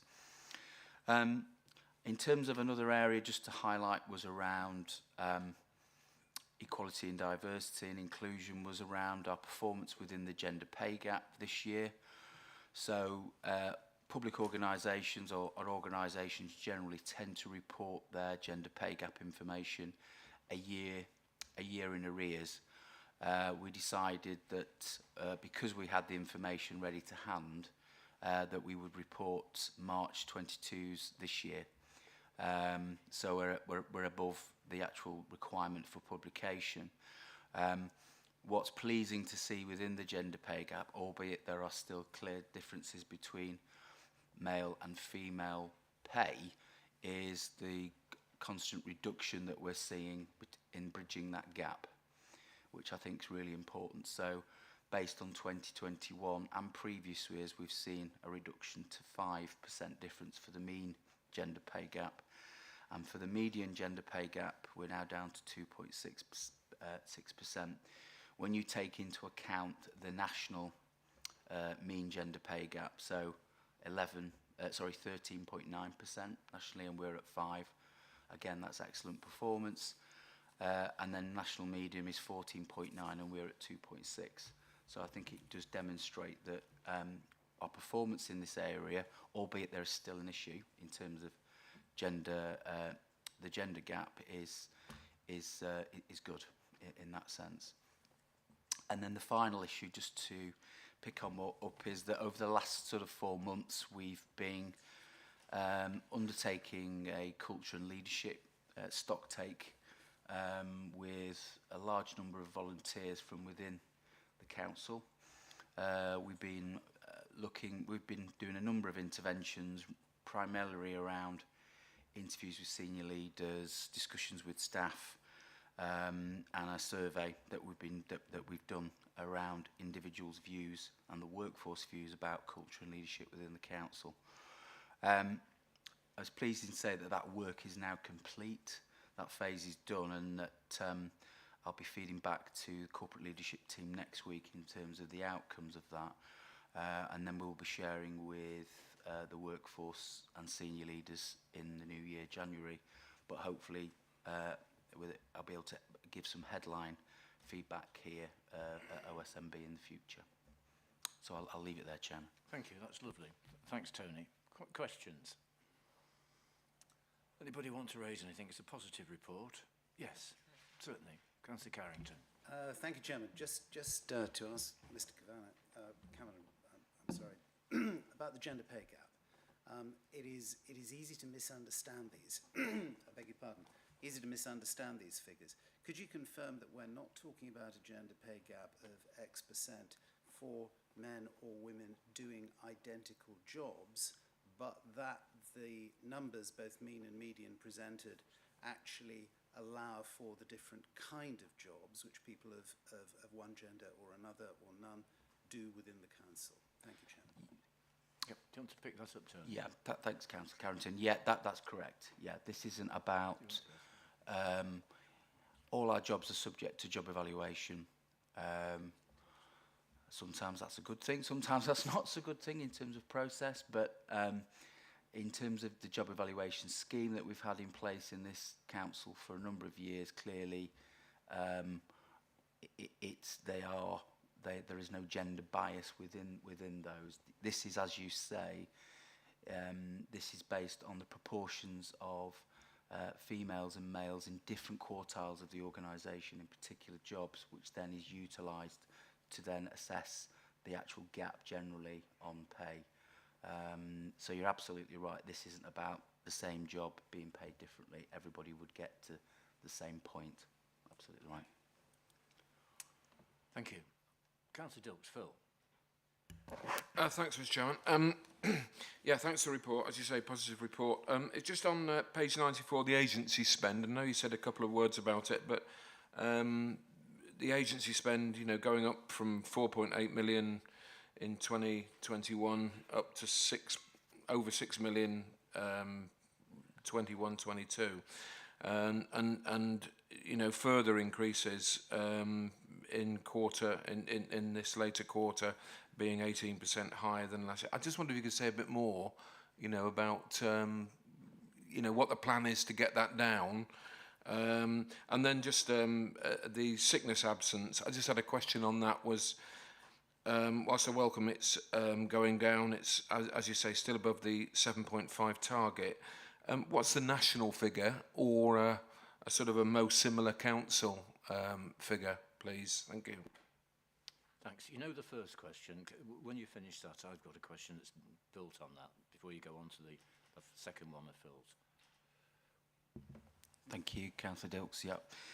In terms of the agency spend, what we saw and what most organisations saw, as you'll probably be aware yourself, during the sort of 18 months or so of the pandemic, was a significant reduction in turnover and sickness absence, ironically, and that meant the sort of need for agency also significantly reduced. I guess it's fair to say, like I said prior to that, we're back to where we were pre the pandemic and the expenditure. In terms of actions that the council is taking, each of the directorates that generally utilises a higher agency spend, so we're probably talking children's services to some extent, which is probably the larger of all the services. Clearly, we've put in place a number of offers, if you like, as part of an attraction and retention framework that we've put in place, so that when we do recruit or do retain, we're able to try and maintain the individuals within the organisation through retention initiatives. That's been in place probably 6 months by the end of this month. So we're just sort of testing out at the moment around the VFM argument for that, and the value for money argument, should I say, and is it actually making a difference? Anecdotally, it is saying that in some areas it is making a difference. Clearly, we've also just renewed the contract, which is in the report, for the supply of our agencies. The management company that runs the agencies, that contracts with the agencies for us, and has agreed on a lower price than the previous, or the current, shall we say, the current management company at the moment. So that will bring some reduction in cost in the long term, assuming, however, we don't significantly increase our agency spend, which we hope we won't. So contractually, we have attended to a smaller cost to the organisation for the procurement of our agency. But I guess each directorate has its own plan around the particular ways of reducing. Obviously, sickness plays a part as well, because of there are certain roles within the organisation that we have to fill regardless of whether somebody's off or not. You know, if we're in a residential home and such like, well, we have to have that cover. Okay. My question in that context about agency spend is, do we have any idea about the excess amount that we're spending? Because these figures are gross in the sense that we pay this money out, but we'd have had to provide those services anyway by qualified social workers or whatever job is being substituted. Do we have any idea about what is the extra cost, even if it's calculated on a mean basis? Because then it would tell us how much it's really costing us, because the other would be normal part of our budgets. Thank you, Mr. Chairman. To hand, I don't have those figures, but I'm very happy to provide when speaking to finance colleagues, the sort of that difference that you've referenced there, and share with colleagues. But yeah, in terms of, you're quite right. There will be a constant cost that we have because of we are having to employ individuals anyway. I guess in terms of actual cost itself, I'll just need to reference that with colleagues and come back. Thank you. Councillor Dilks, you wanted to come back. Just briefly, and thank you for the information you've already given, but is there a target on agency spend? And, if so, what is it? Thank you. There isn't a target on agency spend. I can give you assurance that as a council, we are certainly not a high spend of agency. When you compare us to, certainly within the region that we are, I think we're one of the lowest in terms of our agency spend. There are moves afoot nationally around trying to introduce something that the NHS introduced a few years back around capping agency costs, which worked to some degree, but not always. So I know there are moves and around discussions around that, and around regional MOUs, memorandums of understanding in terms of not pricing out each other in terms of those costs. So it's work that's ongoing, if I'm being honest. But we don't have a cap, no. Okay, thanks. Do you want to carry on with your report? Thanks. Yeah. So I'll come on to the second, around sickness absence. Could you just remind me again of that particular question? Forgive me. It was how we're doing. That's right, against colleagues. Against most similar councils. Yeah, that's right. Or is there a national figure? Yeah. So we don't generally have a national figure, but what we do have is benchmarking with other authorities. From a sickness absence perspective, Lincolnshire has consistently performed below the average of sickness absence in terms of performance. So we are the better of the authorities in terms of our overall sickness absence, compared to around, it's about 9 other authorities. We're below that sort of average sickness absence figure. I haven't got the latest quarter, but certainly over the last few months, the last few quarters, we have been below that figure. Okay, fine. Hilton, Councillor Swell. Thank you, Chairman. First of all, apologies for being late. I did inform you that I was at the hospital. May I just make a couple of comments? I think it is widely accepted that since COVID, many people have undertaken a review of work-life balance. And I think they reckon on figures, best estimates, between 800,000, possibly even 1 million people have not returned to the workplace.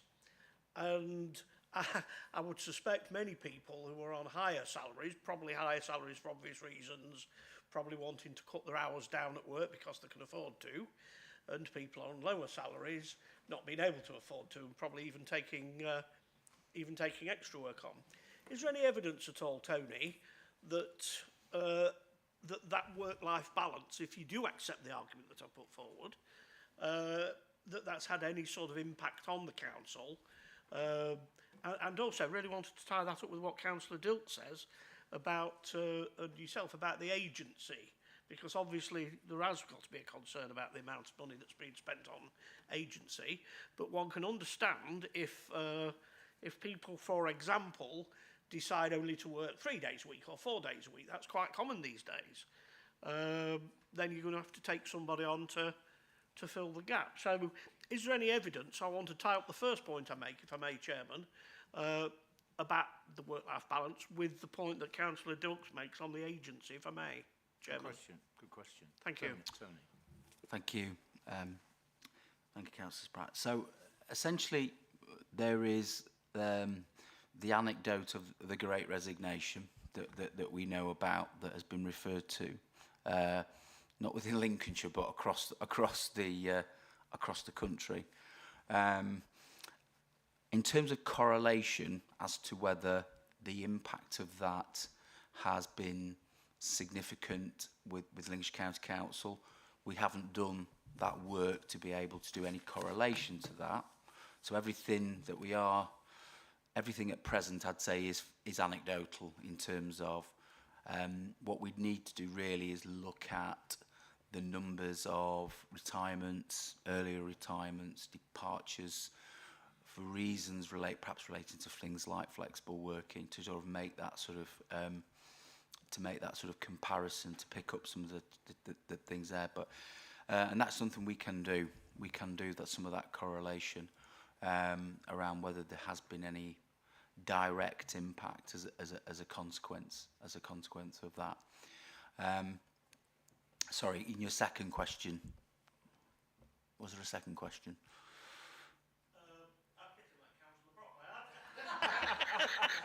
I think I am as well.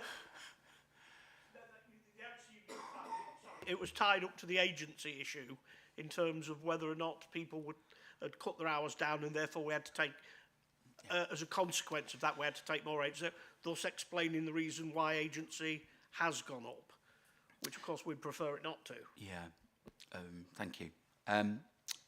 Again, we've not done any direct correlation on that. I mean, I think again, we're not generally finding that our substantive employees will leave and then become agency workers. I'm not getting any feedback that that's the case. Certainly, some that do retire may go and work elsewhere on agency, where there are significantly high rates of pay. But certainly not the evidence within this council is not that somebody leaves tomorrow and then we re-employ them on a Monday as on a highly inflated rate. I think that's a practice that we don't support. Okay, is that okay?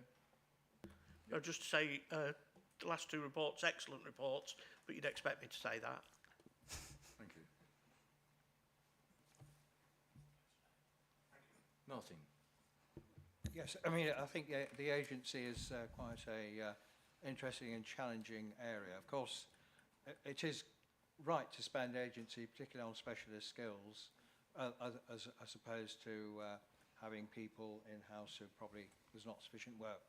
I mean, talking to national colleagues, there is a big problem now, especially in social care, with a drift towards agency working and workers being tempted to go to an agency, shall we say. Of course, if in social care, if you have a shortage, you've got to fill that shortage. And that's probably why nationally and indeed locally there has been increase in agency work, reliance on agency workers. Similar problem, not as great as happens in the NHS at the moment, who have a massive problem with too much reliance on agency workers, who tend to be more expensive, are more expensive, and of course you lose the continuity of service and the knowledge. So I think that's a problem which we, as a sector, are going to have to address. I think we're doing reasonably well in Lincolnshire, but it's all about looking at ways we can make sure that people are encouraged to be full-time employees or part-time employees of the council, not agency. And talking to other people and not in local government, I think young people, of course, I mean, one of the massive benefits of working for the public sector is, of course, you get a pension, an index-linked pension at the end of your career, which is, you know, the older you get and the longer your service becomes very valuable. But I think one of the problems is younger people would appear in society to be more interested in what money they're getting now and less worried about what they're going to be doing when they retire. So that's a bit of a societal shift. So it's a challenge for all of us to show the benefits of working in the public sector for the county council, for example, and why it's beneficial. But it is a continuing struggle, and I'm quite worried for the future. We don't want to be like the NHS, to be over-reliant on agency, particularly in social care, because that will that is a road to I won't say ruin, but a road to very difficult circumstances. Thank you for that, Martin. Tom, you wanted to come in. Thank you, Chairman. It follows on from Councillor Hill's point, actually. The reason I think that societal change has happened is because, I mean, although it's not official, the unofficial rule of thumb for somebody who was born when I was born in 1994 is to claim your state pension, at least, you have to be 74. So if you want to claim a public sector pension, you've probably got to be, say, 70. And so people of my age and my generation are looking at that and going, well, I'd rather enjoy my life now than get to 70 and then think, oh, I'm going to have to pay for my old age care anyway. I'll enjoy my life now, say I've got no money, and then the state can take care of it for me later. Because the way things work currently, if you do the responsible thing, you're actually penalised for it in later life, which I appreciate. It's nothing we can sort, but I think that's a wider conversation we need to have with our MPs and ministers, that we need to be seen to be doing the right thing. And if people are doing the right thing, they need to be seen not to be punished for it. I also think there's been an issue with how pensions have been altered in the public sector with it due to the financial crisis of the 2010s, and that's put people off who otherwise would have gone into it as well. So there's a number of factors and long-standing issues that I think are above, as the old saying, is above our pay grades, but we need to have those very frank and honest conversations with ministers to try and avert the problem the leaders mentioned around the use of excessive agency staff. Thank you. It's nice to have a contribution from the younger generation. Yeah, so I just wanted, just before Phil comes in, I just wanted to come back to the question really about whether or not the uncertainty in local government at the moment with issues like devolution, local government reorganisation, are affecting our capacity to recruit, because there has been, you know, significant discussions about Greater Lincolnshire, the seven districts, the county council, that future, and I wonder whether that has had any impact or none on our capacity to recruit. Thank you, Mr. Chairman. We've got no evidence to suggest that discussions around devolution are impacting on recruitment. It's more around national pictures, generally. Okay, thanks. Councillor Dukes, Phil. Yeah, thank you. I've got a question, but interesting debate on the attraction of sort of working for the public sector versus the private sector and how that is changing. Particularly on pensions. I have two daughters who went into teaching, and you know they it's anecdotally, but you know they are particularly miffed that you know they went in on a deal of what their pension was going to be at a young age, and that's been changed and diminished. And harder to get their pension. So that's a you know, a personal sort of thing. I wanted to ask a question though, if I may. You mentioned, Tony, I think you said that we've got, you know, a single provider, is that right, of agency staff? Do we just deal with one company, and does that sort of keep the costs down? Thanks, Councillor Dukes. Yeah, so essentially it's not one agency, we have one company that is like a management company that makes all the relevant contacts and discussions with all the relevant agencies, and the new contracts, obviously their cut and the agency's cut, we've negotiated a lower rate. They've agreed with us what price they can do that is more competitive with what we've got at the moment. So we have is there a sort of scale then of how much we're prepared to pay for each sector of employee? Yeah, I'm probably getting into the depth of my knowledge now, which is scant, if I'm honest. Yeah, but I can certainly get the information, definitely. Okay, thanks. Anyone else? Yep, Councillor Bootroy. Yeah. Thank you, Chairman. I think we've had a really good debate around HR and our staffing. There's a couple of things with apprenticeships. One of the things, the feedback we've had from our current apprenticeships and current apprentices is around going into schools, because a lot of them never actually thought about coming and working for the county council. It wasn't really something that they thought about going into the NHS or into the army or into the private sector, but not necessarily about the county council. So we've got some work to do there, and me and Tony have discussed this. So I think it's about attracting the right people. I think one of the key things, and we've talked about it already, about how we reduce our agency spend in sort of the three sectors in social care, sort of adults and legal services, is to grow our own. Now we've started to do that, and we're starting to see the real benefits from doing that. However, you know, it is a slow process. It takes a lot longer, but I think over the next 2 to 3 years we will really start to see that benefit, and I'm hopeful that we'll start to see a reduction in our costs as well. Can I just follow on that point you made? You hope to see the benefits in future years.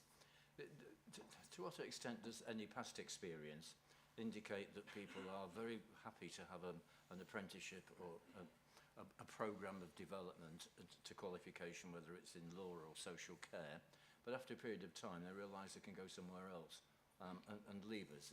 Do you see any evidence of what we might call retention rates being higher amongst people that have been homegrown, as it were?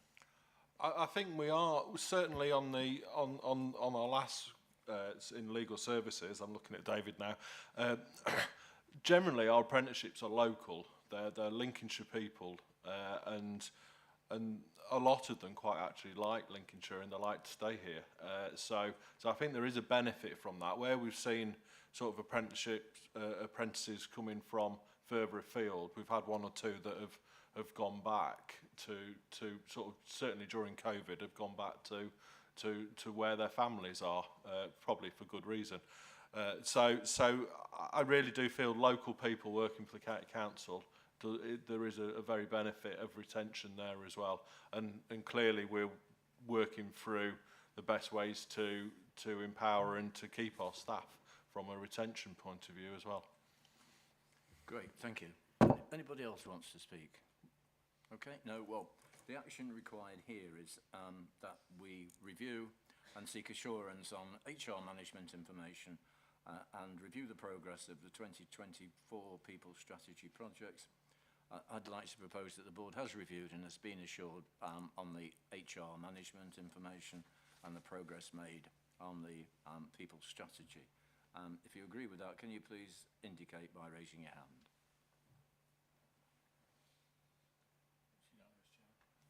Thank you. So no abstentions and nobody voting against. Thank you, Tony. That was pretty useful. Okay. Scrutiny Committee work programmes. We've got two in front of us today. We've got Children and Young People Scrutiny Committee and Public Protection and Community Scrutiny Committee. Can I start off by inviting Councillor Gray, Vice Chair, Children and Young People, to give the report, please? Thank you very much, Mr. Chairman. Yes, I'm very pleased to present an overview of the work of the Children and Young People Scrutiny Committee. Of course, the full detail is in the report. The committee has met 3 times since the last update in September, and we've considered a number of items as set out on pages 106 to 110. One of the key items that the committee considered at our December meeting was the impact of the pandemic on young children's learning and development and the services supporting them. The committee requested this report actually in June of this year. The early years foundation stage profile summarises children's attainment at the end of the child's reception year in school. There has been a national drop in outcomes, with the national average at 65.2%, down from 71.8% in 2019, and Lincolnshire at 64.2%, down from 69.6% again in 2019. Whilst Lincolnshire remains below national, this year's data shows that the gap has narrowed. The government has announced a package of measures to support children's education recovery in the early years, including stronger practice programme to support and improve the training of early years practitioners. The committee also heard about the recruitment of challenges in the health visiting service, which in October had 17 full-time equivalent vacancies, which equates to almost 70% vacancy rate. The committee was pleased to hear, though, about the recruitment of 7 student health visitors, and this will help to ease the workload pressures next year. Members were concerned, however, about the large amount of time lost due to parents and carers not attending health visiting appointments, which is then compounded by having to rebook another appointment. The health visiting service is looking at ways to address this, including text reminders and, in fact, overbooking clinics. The committee requested an update of this in the future to see if this has helped to reduce the impact of non-attendance at appointments. The committee also considered the Early Years and Childcare Sufficiency Report for 2022-2023. The Childcare Act 2006 requires local authorities in England to shape and support the development of childcare in their areas to make it flexible, sustainable and responsive to the needs of the community. The report highlighted that childcare providers are struggling to maintain the quality of provision due to staff recruitment challenges and financial concerns.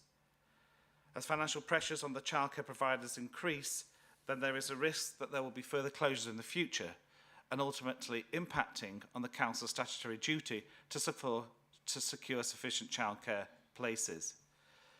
Lincolnshire is in a mixed position currently, with some areas unable to meet the current areas of the needs of families. The childcare delivery plan for 2022-23 has identified several areas, including Spalding, Holbeach and Louth, as requiring additional childcare places in the immediate future.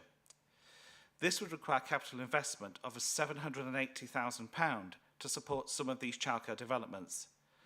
The committee indeed supported the recommendation to capitalise £780,000 of dedicated schools grant revenue funding, which would require a disapplication request to the Department for Education for the Secretary of State approval. The committee's future work programme is set out on pages 110 to 112 of this report. At our January meeting, we will be considering the 2023-24 budget proposals for children's services and the annual report on attendance in schools, elective home education and children missing education in 2021-2022. In March, the committee will be considering a report on school performance and Ofsted outcomes of 2021-2022, which will cover the first year of GCSE and A-level examinations since 2019. In April, the committee will be considering an update on the community response to children and young people's high-level mental health needs, which was requested by the committee in October. Since the OSMB agenda, Mr Chairman, was published, 3 items of pre-decision scrutiny have been provisionally added onto our future agendas. An exempt report on Lincoln St Christopher's School has been added to the March agenda, and 2 exempt reports on the St Francis School and the Gosberton House Academy have been added to the June agenda. These 3 decisions relate to the SEND strategy, on which the committee has been receiving regular reports. I hope I've just provided a flavour of the activity of the Children and Young People's Scrutiny, and I'd just like to express our thanks to Tracy Johnson, who's with us today. She's our Senior Scrutiny Officer, for her support and guidance throughout this process. Thank you, Mr Chairman. Thank you, Councillor Gray. Fine. Great. Anybody want to ask any questions? Councillor Dilks. Thank you. Thanks for the report, Councillor. I just wondered, in light of the comments that were made at the recent executive meeting, whether performance of academies generally ought to be on the future programme. Thank you. Sorry, do you mean the full council meeting or the executive? Okay. The comments that were made at the executive a couple of weeks ago, Chairman. Okay, yeah. So how are we doing in terms of academies? Yes, we can take that note. At our last meeting, actually, there was quite a discussion about academies as opposed to other schools. And so, no, we'll take that on board. Thank you. Yep. Tom. Thank you, Chairman. It follows on from Councillor Dilks' point. There's been a large or a very long-standing discussion that the committee's had on the concerns around the changing role that we are having generally around schools as the local authority, because the Brookings grant is, from memory, being removed basically. So we will go from actually actively scrutinising whether they be academies or local authority schools to being quite passive and it fall to the Regional Schools Commissioner. This has been a huge frustration to a number of committee members, including myself, because personally I think whether they're an academy or a maintained school, we as the local authority should have as much influence as possible, because there are schools at the end of the day and then there are residents' children. This is an issue that I know committee will discuss and is planning to discuss in its agenda in due course. So I know it will be one that has shall I say, a lengthy debate, and probably something that we will have to take away to ministers, etc. Is their aim long term for this to take place with multi-academy trusts and the like, which, as a matter of record, I've expressed concerns on numerous occasions, but it will certainly be something that's debated in due course. But I think it was just important to give that point of clarification around where we are, Chairman. Thank you. Yeah. Any further comments in relation to either the point made about academies or anything else that was mentioned in Councillor Gray's report? No? Okay. So if we could agree, thank you for that report. If we can now move on to Councillor Pepper. No? Yeah, Councillor Pepper, yeah, sure. Nigel. Yes, I'm here, Chairman. Yes, thank you. Since I last reported to you, we've held two meetings. First one on the 8th of November, the second one on the 13th of December, in fact 2 days ago. Quite a lengthy meeting, even longer than these meetings, Mr. Chairman. It's in the report about the summary of outcomes on the 8th of November, so I'll just focus on the meeting 2 days ago. At the meeting, we considered the coroner's body removal and transport re-procurement, pre-decision scrutiny report. Members received assurances that the change from 1 to 2 service providers was the optimum decision, and we're also pleased to hear that the service was in active discussions with ULHT on future post-mortem provisions. We therefore unanimously support the recommendations to the Executive Council for NHS Liaison, Community Engagement, Registration and Coroners, and agreed to pass a statement with our comments onto them to support their decision. At the same committee meeting, we received the Q2 service level performance figures and thoroughly discussed the performance report on areas such as domestic violence, public protection, libraries performance, volunteering, fire and rescue incidents and services to the communities, trading standards and road safety performance. Out of that, I would like to highlight the excellent work carried out across our libraries and community hubs that this winter are becoming welcoming hubs to their local communities, offering a safe, warm space where they can network and enjoy the company of a good book. Furthermore, we received a report on the progress of the Multiply Numeracy programme and a full outline of planned multiply provision for 2022-23. Members were pleased to hear that there are currently 17 projects being delivered aiming at providing a variety of innovative curricula delivered in community and employer venues across the county. Engagement workshops with employers that provide a unique approach to learner recruitment, practical scenario-based learning workshops, also activities aimed at building skills to tackle cost of living issues, entrepreneurship support activities, and building on careers-centred numeracy skills building that is required for such cases as agri-food and manufacturing production, health and care, warehousing and logistics, and business administration. Members received assurance that the teams were providing support to those delivering the programmes and that performance of each was being monitored closely. We requested that a follow-up report be submitted in year 2 of the programme. Lastly, the committee discharged its crime and disorder scrutiny function, as part of which we received a report on the ongoing work of the Safer Lincolnshire Partnership towards reducing reoffending. In line with the Lincolnshire Integrated Offender Management Strategy, it is sought to reduce the volume and frequency of reoffending, to reduce the risk of reoffending scores assessed for offenders and reduce the severity of further offences. Also to reduce neighbourhood crime and improve prison leaver resettlement outcomes.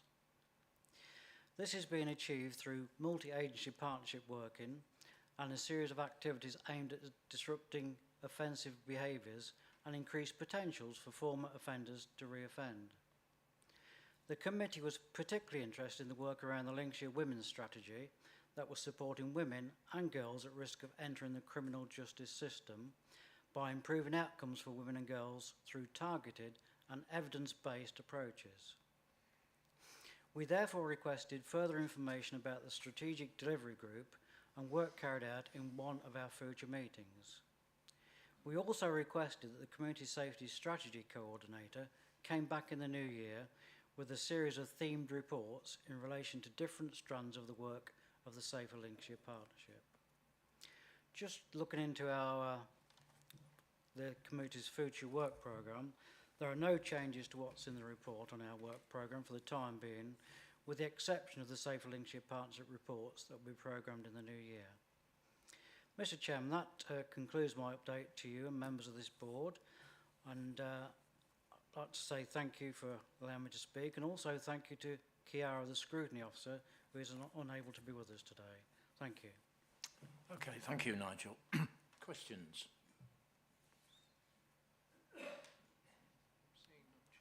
Sorry? Not so much Jackie. questions, but I would like to say thank you to the people who presented those reports this morning. I think they're really, really good, very informative, and I just wanted to raise that. Thank you.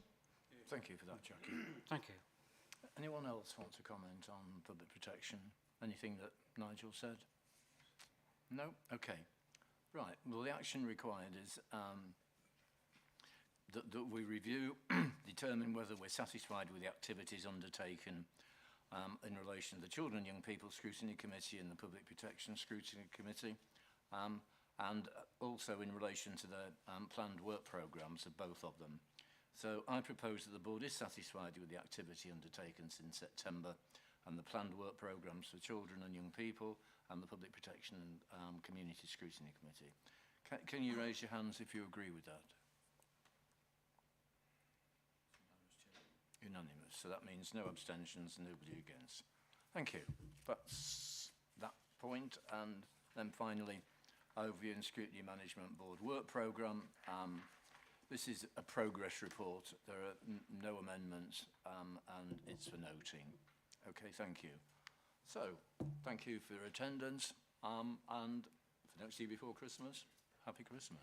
Thank you. Chairman.